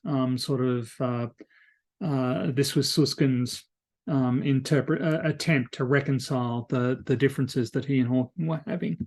And one of the, it seems to be perfectly okay that physics may behave completely differently from what we're observing, or reality may be completely different from what we're actually observing.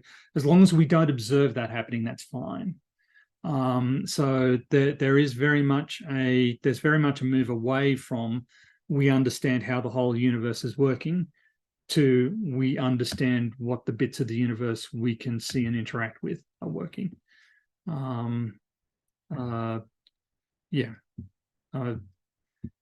Clive Wells is providing a definition of the arrow of time, which is how I would define it. It is the asymmetry of the boundary conditions of the universe. Yeah. In particular, the high-low entropy condition. Yeah. So you can't move in the direction of lower global entropy. So an interesting thing, the observer, people often tend to think that it's a human interacting with it, and that's somehow the observer is a human observing it. And Whitsitt goes way off on this, and he many times has talked about how is the photon sentient. He thinks the photon is sentient because it requires an observer. He says that. Yeah, well, this to some extent is this misinterpretation is to some extent reinforced by the Schrodinger's cat thought experiment, where somebody has to come up and open the box in order for the system to resolve. And that's not actually how the real world works. There are an observation only requires some sort of interaction during which the wave functions collapse. It doesn't require any sentience whatsoever.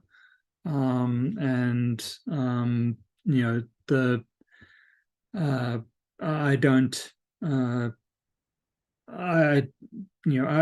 People do get hung up on that word, but they need to understand that there's no requirement for anything to be sentient or be aware. There's just just any interaction that can lead to a collapse of the wave function qualifies as an observation. Yeah, not a person. Yeah. And to really solidify that, these things are not actually being observed by humans. They're just people are reading the instruments that have done the observation, yes, as they say. But the idea that a physical process, that for instance, radiation requires an observer, and an intelligent observer that the cat can't observe. I think it's a very weird. On the other hand, there are some points where modern scientific discussions tend to veer into what I would regard as metaphysics. The possibility, for instance, this whole debate about the one-way speed of light versus the two-way speed of light. It doesn't actually change anything. It doesn't actually change anything, and I think that's the and I don't think that there's any particularly good reason why you should introduce a strict discontinuity in the speed of light and expect that strict discontinuity not to have any influence. I'm not at all. I'm not at all sold on that, and you can explain it away as everybody's got time that's moving differently. But to me, it sounds a lot like the flat earthers. Everybody's got their own personal dome. You're moving with ad hoc explanations rather than a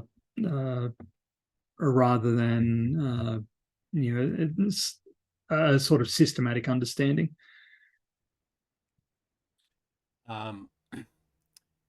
Let's see. There was so you're talking about black holes, Susskind and Hawking.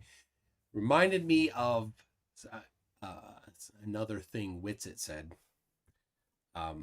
He has this series that he's trying to explain relativity because he's such an expert in relativity.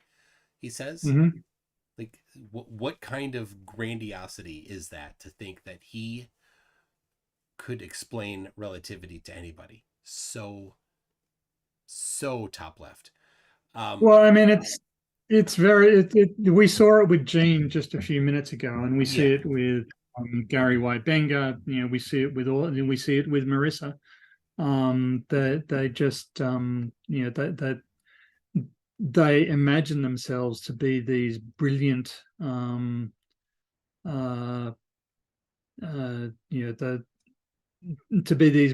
all-knowing geniuses that are advancing humanity. It's delusional. It's just delusional. Yeah. And they don't have a realistic understanding of their position relative to the state of human knowledge and understanding. With Whitsitt, I can sort of understand how he might come to that position because he gets so many accolades from all of the incredibly dumber people than him. Yeah. Right. But Marissa, she doesn't have people telling her that she's smart. No, but having seen the reaction that Whitsitt gets, all it needs is determination. She just needs to stick at it. I don't understand how Arwen, or a lot of the other vulnerable, what I would call intellectually vulnerable Flurfs, imagine themselves to be, these tremendous successes. Oh, since Phil Bell asked me to prove it, I don't know if I can bulge my eyes or not.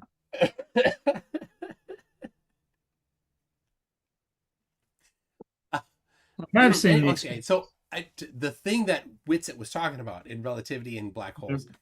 So he had on screen, so he's trying to claim that Foucault pendulum is the universe rotating around the Earth, right? Which the only effort that he could actually claim is a geocentric universe because of the variation in the angle of the rotation. He doesn't get that because he can't handle the math of it.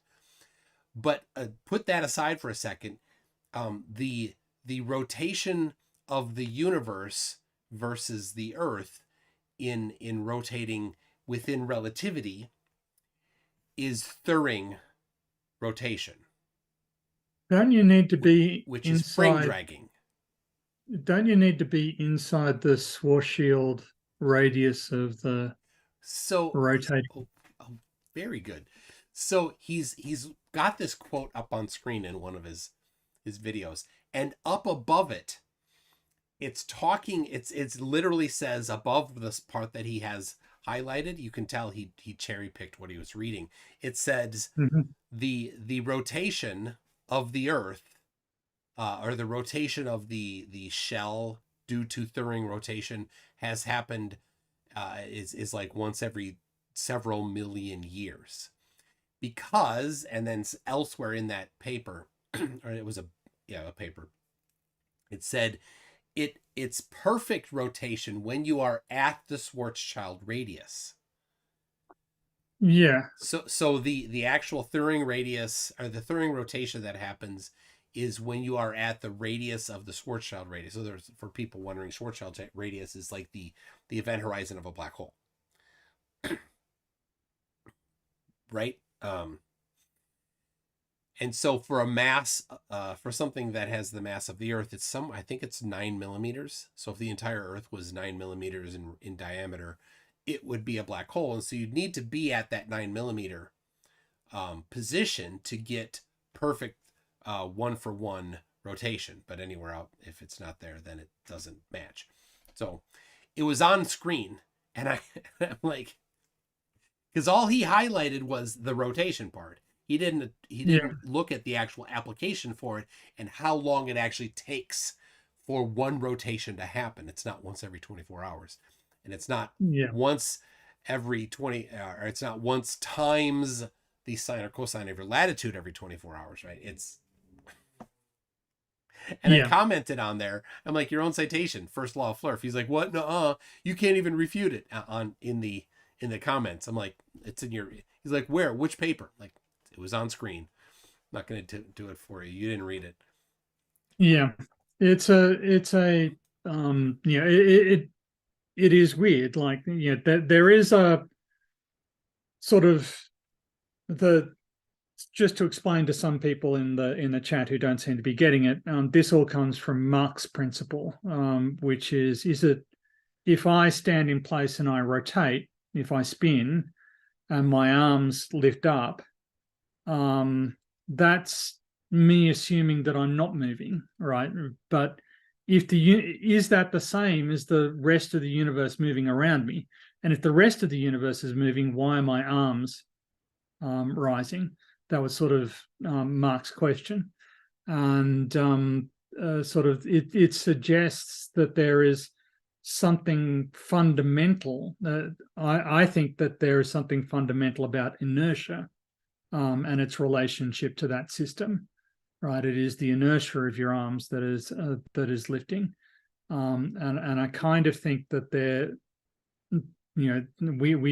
we can get into the concept of inertial frames of reference and that sort of thing, but I really feel that the concept of inertia is central to how you view the way frames of reference work with regard to one another and whether or not they're interchangeable.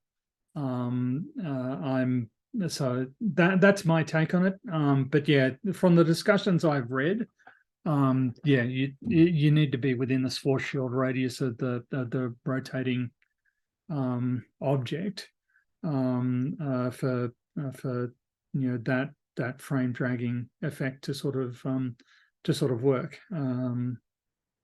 Anyway, it's all very complicated, Yeah. and I might be a better person to talk to about that. Well, and to further really mess up Witsit, Gravity Probe B confirmed frame dragging, if I Right. remember correctly, which of course, right, he's talking about in his citations talking about frame dragging confirmed in Gravity Probe B, which were satellites orbiting the Earth, Yeah. the globe Earth. Yes. And satellite orbits simply don't work around a flat Earth. They require that gravity exists as described by Newton's universal law of gravitation, and is modified by Einstein's theories of relativity. And all of that speaks to Earth being spheroidal. So you can't have satellites in any other configuration, and Witsit is just spouting nonsense. See, I think it's just a matter of time before he declares that he's a geocentrist, like Robert Sungenis. Well, I think he has to be, right, doesn't he? Like he maintains that the celestial sphere is rotating around the Earth, right? Yeah, which doesn't work for flat Earth. No, it doesn't work for flat Earth. And again, sort of, this is just like the gravitational field. The concept of rotation is so complicated. Like, so Earth's axis of rotation is moving at about 20 centimeters a year. The speed and direction of the motion of Earth's axis of rotation changed in about 2000, and changed quite significantly. And this is associated with mass redistribution from the ice sheet, from polar ice sheets to the equatorial oceans. The length of day decreases after a large earthquake, because the mass is now closer to the center, so it's rotating faster. So there are all of these effects that are detectable. We haven't had Chandler wobble for a little while. Well, we haven't. But no, we're not sure what's happened to it, but they're People might not know what Chandler wobble is. So Chandler wobble is a wobble of Earth's axis of rotation. I've forgotten what the cause of it is, but and its time frame is a bit over a year. Yeah, and its magnitude is on the order of a couple meters of the pole, if I'm correct. Yeah. And it seems to have settled down for a little while. Like these things are detectable, they're measurable. The complexity of the motion of celestial objects. I mean, I think a month or two ago, I was reading about a new comet that had been discovered that's supposed to get really spectacular in a year or a year and a half. Where is it? What's it doing in the flat earthers' version of reality? Is it going to show up as predicted, or is it not?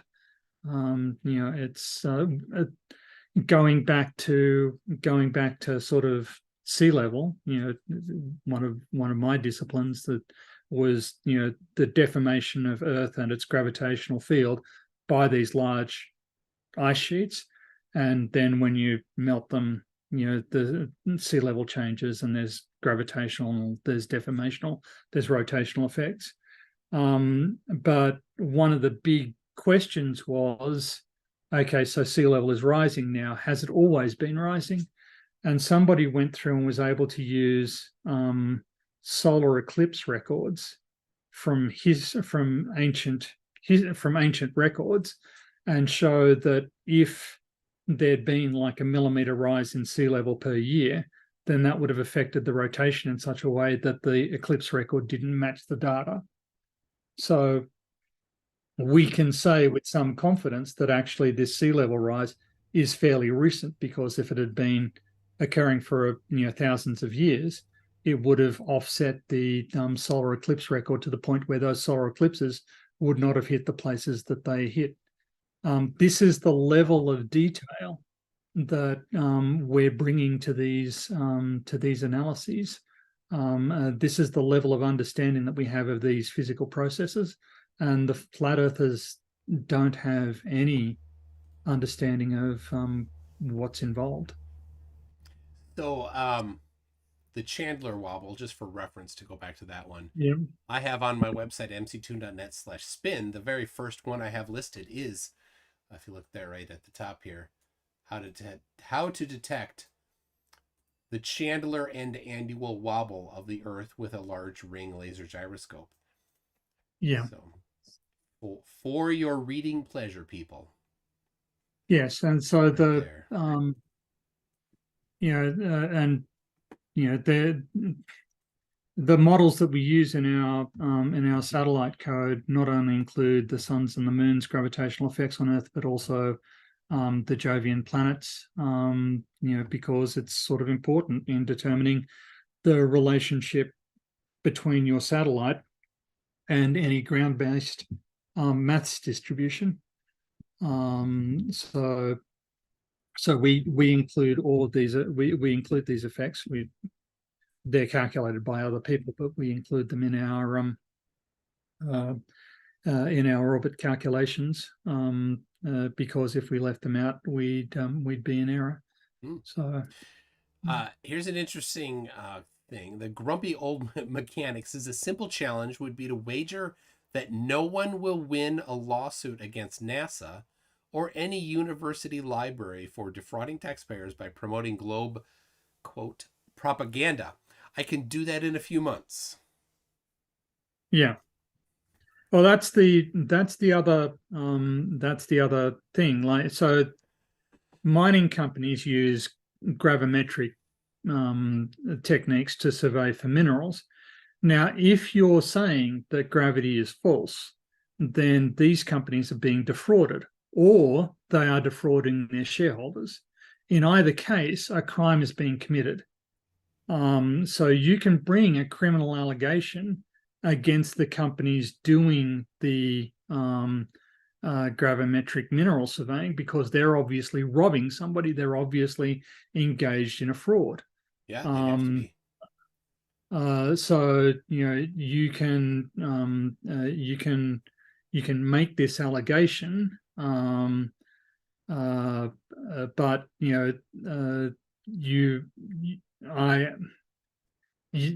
they don't do it because they don't have the money to fund that sort of legal action. Well, actually, they shouldn't need to fund. They shouldn't need to. It doesn't cost them anything. They should just lodge a police report, right? I don't know. I don't know if you could do that or if it would have to be done civilly. Well, yeah, the police aren't going to act on it because they're going to know that in reality no crime has occurred. So the police are not going to do Yeah, anything. you'd But have to file it, but certainly a flat Earth lawyer, of which there is at least one, could make a lot of money by going after that. But this particular lawyer doesn't do that. Instead, he makes dumb videos that get destroyed instantly, and then he deletes them. yeah, I'll leave it at that. well, but there should be legal processes if what they're saying is true. Not only government agencies but private companies are defrauding people left and right. And the whole argument that somebody was saying, was it Gene? I'm being paid somebody was saying, I'm being paid, so I'll buy their products. So Say I'm that being you are paid. being paid. Yeah, I'm being paid, so I will buy the products of the conspirators who are paying me.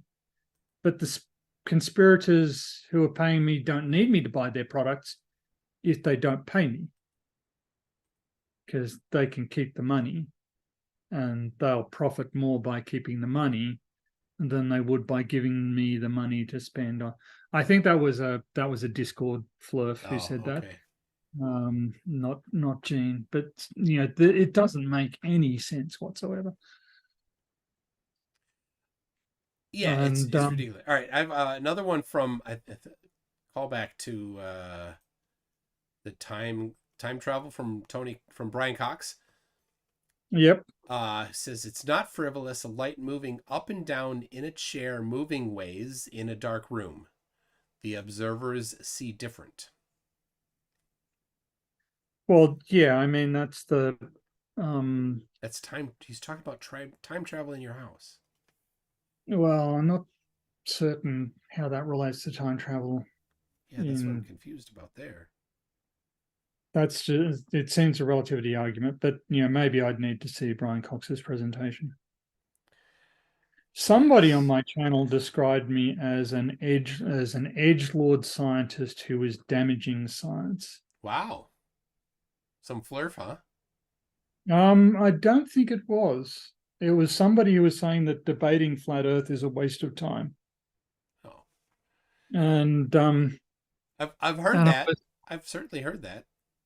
I've certainly heard it too, and a lot of people are saying, well, there are more important conspiracy theories you could debunk. Really? But are there any easier ones? If we can't debunk this one, if we can't eradicate this conspiracy theory, what makes you think we've got any chance of getting rid of the other ones?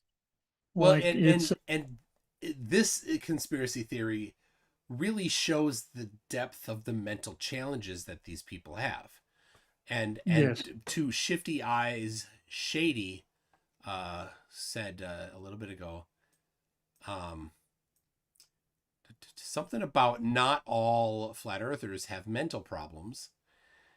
And somebody's like, are you sure about that? So I don't know. I mean, how can you describe it? This is the level of dumbness, Shifty Eyes. It's super simple. It's not even middle school. It's elementary school stuff. The sun could never set. If it has to be thousands of miles above flat Earth, it doesn't matter how far away it gets. It could never cross the horizon. And it certainly couldn't be a million miles away because it's over somebody all the time, and you can fly that to wherever that is within one day. You can't travel a Yeah. million miles in one day. So there's limits to how far away the sun could be, the GP of the sun. So it really takes some sort of a mental failure. Is it a mental illness, or is it just really lacking uh you know nursery school geometry understanding? I don't know. It certainly is not something that a well thinking person could hold. No, I don't think it is. So there are two pathways into flat Earth, and one is mental incapacity, and the other one is mental illness. And the I think that it is clinically delusional to if a person isn't suffering from intellectual incapacity, then it is clinically delusional for them to believe that the Earth is flat. They need to um, they need to abandon elements of observable reality, significant elements of observable reality, in order to hold that position. And by definition, I think that that is delusional. So, and it's a term that I'm using more freely with with Gene Tesla was delusional. Yes, the Ramblings of a Madman says that there are con men, but those people aren't actually in flat Earth. They're Yeah, just they're in not character. actual flat earthers. What did Gene said? Oh, yeah, Gene same said thing. same thing they said about Tesla. Yeah, Yes, Tesla was nuts. because Tesla was nuts. Yeah, Um, later in life, not when he was an engineer and working and actually doing stuff. He was pretty good no, then, but but he did go off the deep end, and that's the problem. Like, mental ill health can happen to anybody. And there's nothing to actually be embarrassed about in mental ill health. What's the problem with mental ill health is refusing to admit you've got a problem. You've got to realize that you've got a problem, which can be difficult in and of itself. But once you do realize you've got a problem, you've got to be willing to do something about it, to learn the stuff that will get you out of there. And Gene, you've got plenty of information that you are you really need help, Gene. And there's no shame in getting help for mental ill health. I've had mental ill health. I've suffered from severe depression in the past. I got treatment for it. And now I'm feeling a lot better. I think that there's a lot of stigma attached to mental ill health that there shouldn't be. Mental ill health is just like physical health. It's just another aspect of the same thing. And so getting some help isn't something I suggest as an insult. It's something I suggest as a sincere effort to help. At the moment, Gene and sincere flat earthers like him are disconnected from reality. They're suffering from a mental illness. C.V. McCullough, I think he's just stirring things up. He goes, all flat Mm. earthers are con men. Tesla was a mad genius. I don't think that that's true. So, if we look at people like Arwen or Quincy or Marissa, I don't think that there's any doubt that they genuinely believe Yeah. the positions that they espouse. And here we see the denial right here. Gene Techman says, I don't need help. You do. I'm on top of the world on the daily. Earth is not traveling, blah, blah, blah, tethered to the sun by gravity, blah, blah. Mm. Gene, all of the things that you just denied have been empirically confirmed. And you have no replacement for these things. What is the Oh, empirically confirmed cause of sun's heat and light for flat Earth? What's the empirically confirmed reason why the sun stays aloft? What's the empirically confirmed explanation for the sun's angular width not changing throughout the day, and the empirically confirmed explanation for why it gets obstructed by the horizon at the same width as it was at midday? None of those have any empirical confirmation. It is pure delusion to think that any of those things happen with no cause. and the Gene, your attitude that you're on top of the world. I saw one of your debates where you said, "Well, I'm earning a lot of money." Yeah, I could earn a lot more money than I do now, but my general experience, and please forgive me, June, is that people who regard acquiring money as the one and only measure of their success in life tend to be cunts. And I don't want to be one of those, so I don't care. I can't disagree.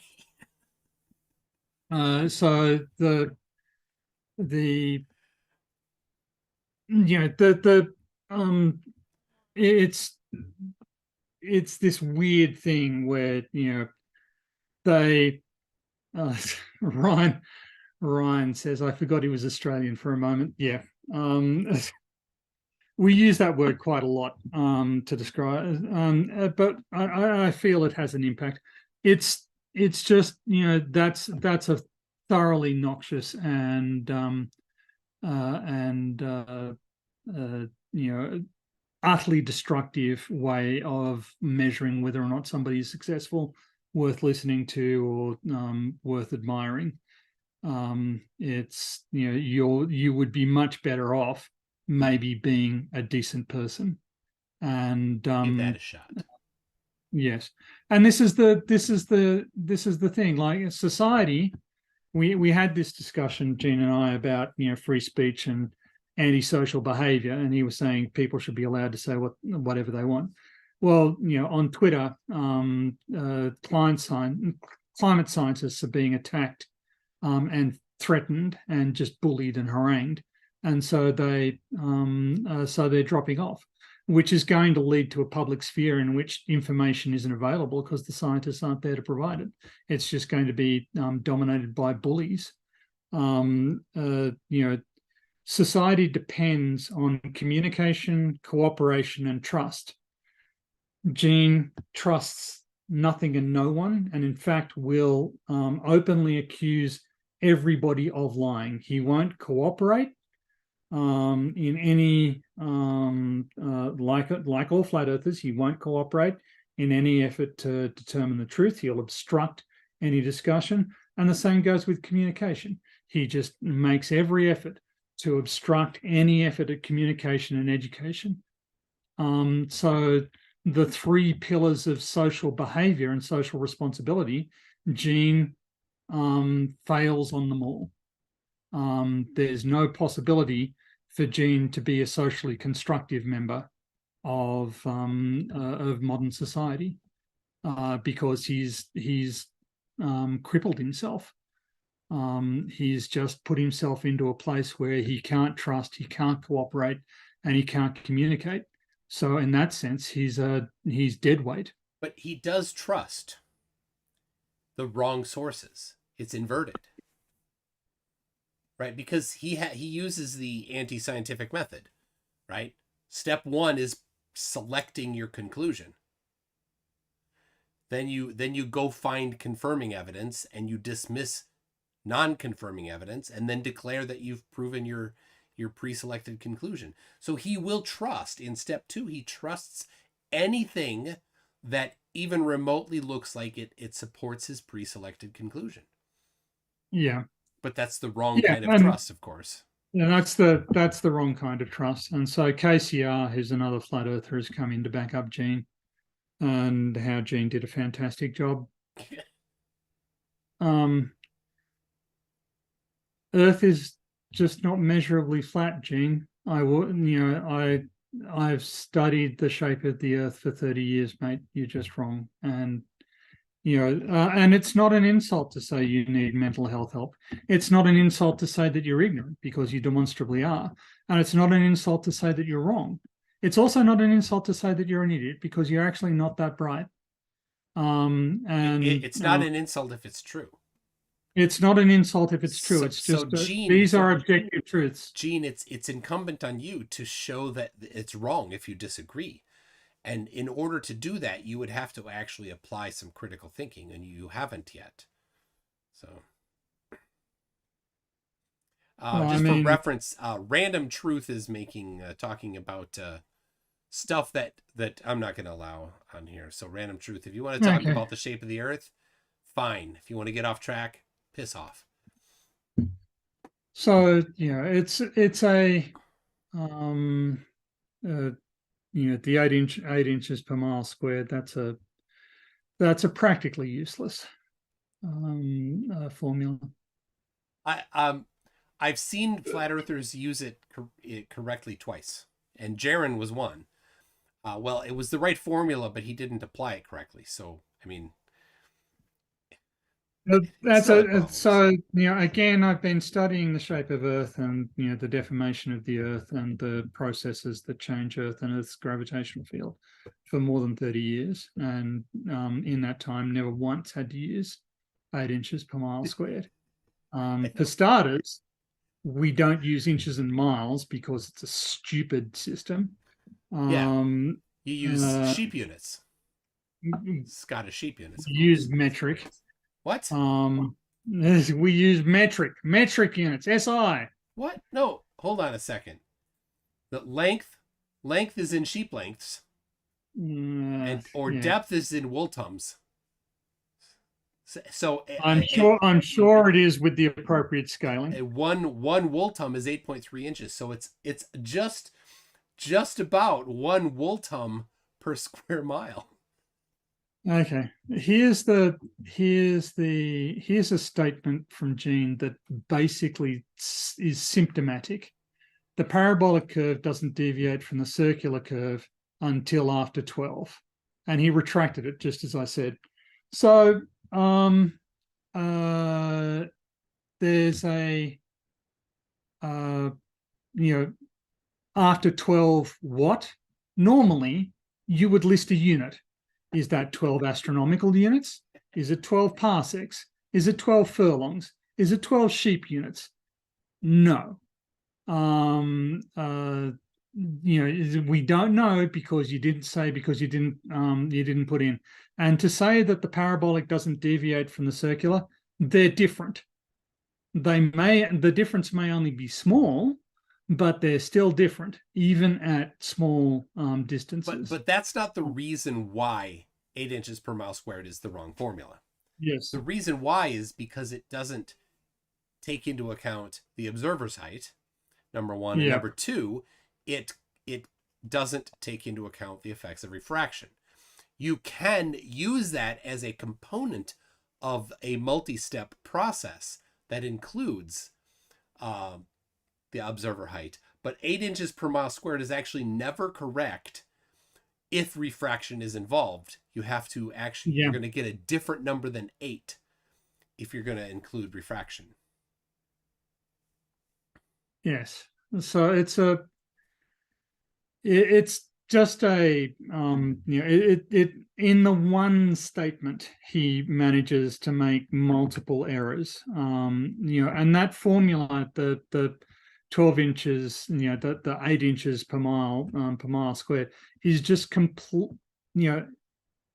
As far as discussing the shape of the Earth is concerned, it's completely irrelevant, right?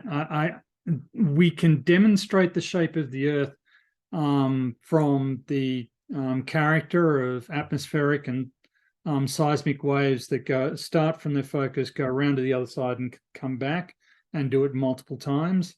Something that is impossible on a flat Earth. We can see the shadow zones in the P waves once they get to a particular distance away. This is entirely consistent with a spheroidal fluid core and inconsistent with any flat Earth geometry. We can note that the velocity with which the waves travel gets faster the further you are away. This makes sense on a spheroidal Earth where the wave is traveling through the Earth, and it's taking a shortcut, but it makes no sense on a flat Earth where the wave is traveling further than it is on a spheroidal Earth. And in order to get down where the velocity is high, it needs to increase its path length. It doesn't work. There's somebody's saying there are two types of people: those that use the metric system and those that put men on the moon. Yeah, there are two types of people: those that use the metric system and those who crash their Mars probes because they got the units wrong. So Newton did use imperial units, and that's just one of the things I didn't like about him. But Newton seems to have been a little bit of a jerk. And So, all right. So Professor Phil Bell has offered Gene to have a chat. Now, for reference, I had asked Gene 2 days ago if he would come on tonight. but he stopped answering. Yeah. Gene says that Tuesdays don't work well for him. How about next Thursday at the same time? Would you talk to Professor Phil Bell? You can message me on Facebook. I can set it up. But if you do want the actual formula for the curvature rate of the Earth, the actual formula for curvature rate is 1 degree per 60 nautical miles, or 111 kilometers if you prefer metric. Yeah. So this is the influence of curvature is inversely proportional to radius. In sort of the if you look at it in sort of a geometric, in a differential geometry sort of sense, the influence of curvature is inversely proportional to radius, which means that for a large enough radius, the effects of curvature are going to be small. It's so, people like Gene who insist that, that what they see is flat. You're seeing small effects of curvature. All that means is that the Earth is large. Doesn't mean anything else. Icy Spin says there's a disconnect with their definition of indoctrination and being taught how to think critically. Yes. I see flat earthers are the easiest people to indoctrinate, because indoctrination is not is accepting things without critical thinking, or without analyzing it yourself. And so I see flat earthers constantly parroting other flat earthers, like Gene is doing, parroting the 8 inches per mile squared without having any understanding of the actual formula, how it can be used on the globe, right? So he's trying to tell us about how the globe works. Gene, focus on how flat Earth works. I will gladly tell you how my model works. You don't tell me how my model works. I'll ask you how your model works, and then you won't be able to answer. And that is a real problem. And if you don't see that, it is again a mental deficiency. Yeah, there's sort of the idea of, Gene telling me that satellites disprove our theory of gravity or are completely inconsistent with gravity is utterly nonsensical. I work on satellite orbits and I work on Earth's gravitational field. I am deeply familiar with both. It is deranged to say, and in the same conversation, he said that he didn't know everything. He said that he was largely ignorant about physics and willing to admit it.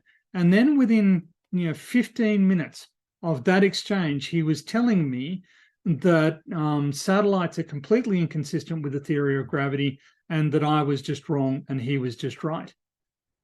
And, that's delusional. That's just a derangement, Gene. You said one thing at one point that you were ignorant about physics, and then 15 minutes later you're saying exactly the opposite thing, that we should believe you because you know gravity better than I do.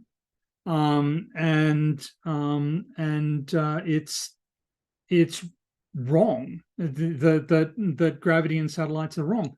No, we use gravity all the time to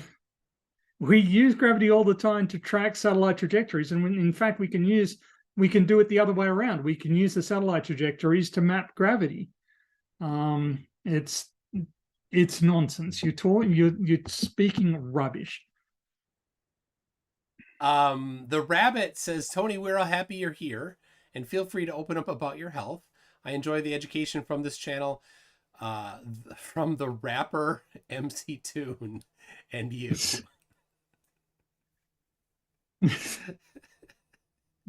Well, I don't think you're making a good argument against this being an indoctrination channel if people are going to refer to you as a rap artist.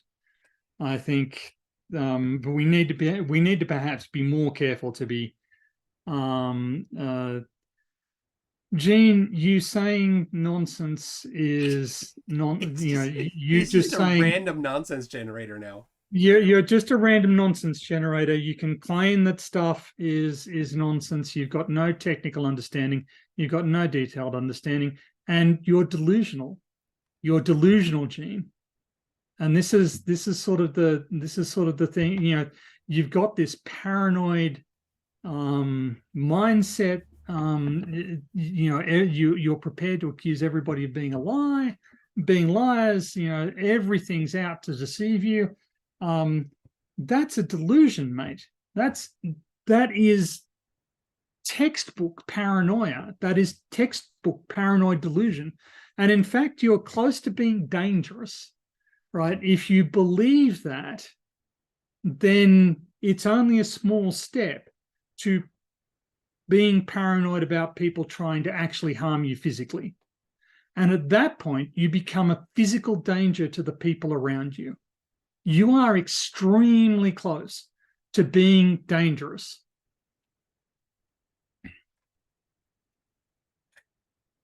So Jeebus asked to be timed out because the what's the word, the slow mode is 33 seconds, so every 33 seconds you can type a new message. Yep. The timeout is 5 minutes. I cannot change that, but I can change the slow mode.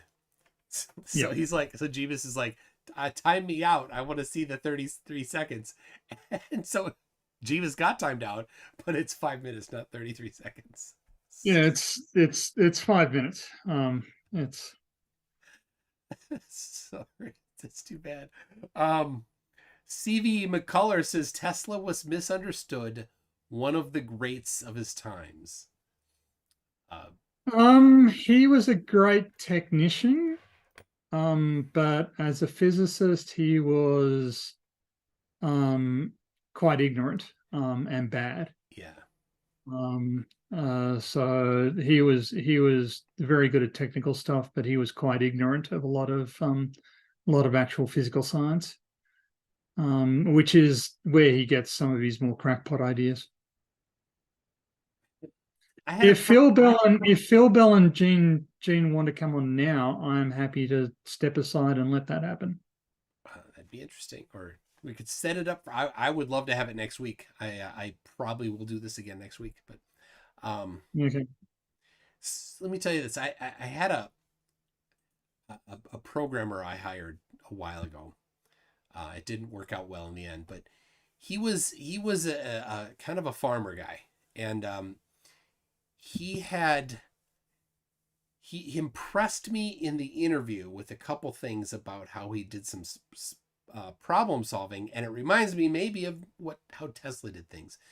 So he had a pig lagoon. So a lagoon is where the pig poo goes, and it's very liquidy for pigs. And so it was on the side of a hill, so a berm had been put on one side of the hill to form the lagoon. And then on the berm side, in order to get the manure so you could go spread it on the field, you could put a pump in it, or he created a siphon out of an 8-inch pipe of some sort that went from one side of the berm up over the top and then down. And in order to prime it, so then he put a valve on the downside of it. And to prime it, he brought his one vehicle over that had a water pump in a tank, and he pumped water into it and then shut the valve. So the valve was, the pipe was full except for the bottom part. And then he would just use that to, as long as the one end of the pipe never got, the lagoon side never got exposed to air, too low of a lagoon level, it would always work, and it would fill up really quickly. One. Number two, he had written some controller in Windows for controlling feed for cows. And at the time, the Windows clock would only tick actually every 6 seconds. So you'd call it, you'd say, what time is it? What time is it? What time is it? And it would only actually move forward once every 6 seconds. And I don't remember the exact thing that he did to solve it, but he did some particular technique. And then after the interview, the rest were talking like, that was a pretty good way of figuring it out. I don't remember the detail. Mhm. So we hired him, but he turned out to be crazy. Yeah.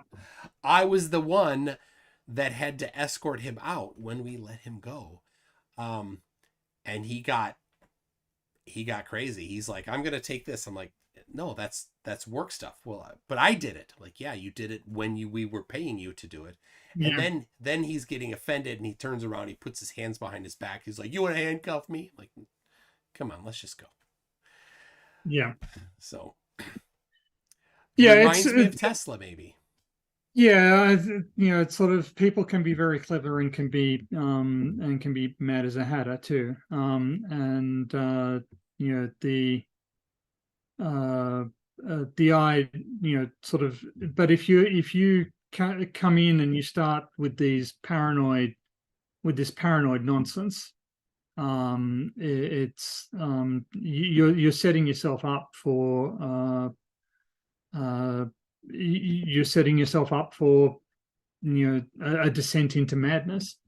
You're going to get alienated from people, more isolated, which is going to make you more paranoid, more resentful, more angry, and you're going to get more paranoid. It's a vicious cycle that's going to, in the end, it's going to consume you. And it's kind of sad to see it happening to people, and sort of try and help them try and explain stuff, and just meet with hatred. So Well, let's see, where'd it go? The oh, where'd it go? Hold on a second. There it is. Heat Shield says, quote, I was the one who had to escort him out. Then goes, McLooney Tune exposes himself as a security guard trained in physical combat. That's don't you have a black belt? I think you do. I am an EDON, a Right. second degree, and I have a couple times been employed as a security guard. So not too much. Well, and you don't want to see how dangerous this man can be with a frisbee, because that's. And somebody else says I got a bit of sun. I did. This whole weekend was the state championship for ultimate frisbee, so I was outside all weekend. All right. But you know what? I am. I think it's been a bit here. I'm gonna try it. Gene, if you want to come on next week, let's get it going. I think it'd be fun to have you and Professor Phil Bell talk. Tony, and it's always good to talk to you. Well, thank you for having me on. Sorry for monopolizing and turning. I tend to butt in because I've got poor impulse control, but then I think I'm actually being rude. This is Toon's show, so. Dude, it not at all. It's been good having you here. So let me see. Hold on a second. I need to prep myself for the outro. Okay. There it is. Let's see. I got a new computer. I still haven't modified my shell. So like my alias for L is LS. Like isn't there yet. And yeah. And it's the Z shell. I don't like the Z shell. Is it Z? I don't know. I like Bash. You prefer Bash? I do prefer Bash. Actually, it took me a while to get used to it. I was used to C shell, but Bash has a lot of good stuff that I really like writing scripts in.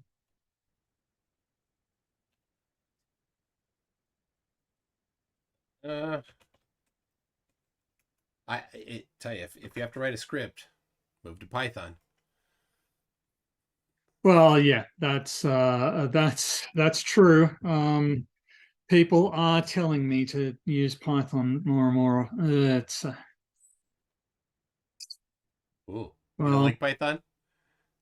I'm still learning it. It's something of a mystery to me at the moment.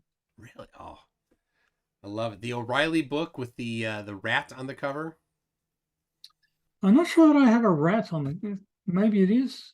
I've got a couple of O'Reilly books about Python that I'm still working through. So one of them is really thick. You could easily club an intruder or a Tesla impersonator with it would really work. El Cygnus says he uses corn shell. Oh, jeez. I I had a job where for a while I was maintaining the corn shell scripts for our Right. associated to a bunch of things, including our build process, which was done using Make, which was an absolute horror fest. I hate Make. Mhm. Oh, it's terrible. Ant, so much better Ant than Make. Okay. One final one here. War of 1971 says, I argue with my 16-year-old about stupid YouTube conspiracies. That's the real problem. I think it's too late to lessen the effects of misinformation. That's true. So It's yeah, the Finnish government have actually introduced into their secondary school education courses on how to analyze social media, how to analyze statistics, how to analyze misinformation.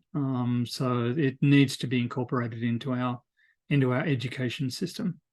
But the sad thing is that in America, in particular, the education system has been under siege by religious conservatives for decades now, trying to undermine it. And last week in India, India removed evolution from their high school curriculum and the periodic table. the periodic Uh, table? yes. Who's arguing against that? I don't know who's arguing against that. I don't know the rationale. The relevant government agencies failed to explain themselves, but there's just no. I feel like we should recommend that people subscribe to the Copper In Quarters channel. Yes. Uh, Let's do this. Hey, there are 282 of you watching right now.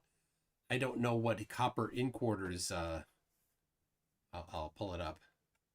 I mean, he definitely should be able to get to 282. Oh, he's at 234. So we can definitely get 282. People go pop over there. It's linked at the top. I pinned it. Go subscribe. He does. Yeah, it's cool sciencey stuff. If you it like is cool science, science and stuff, and if you there's like science, yeah.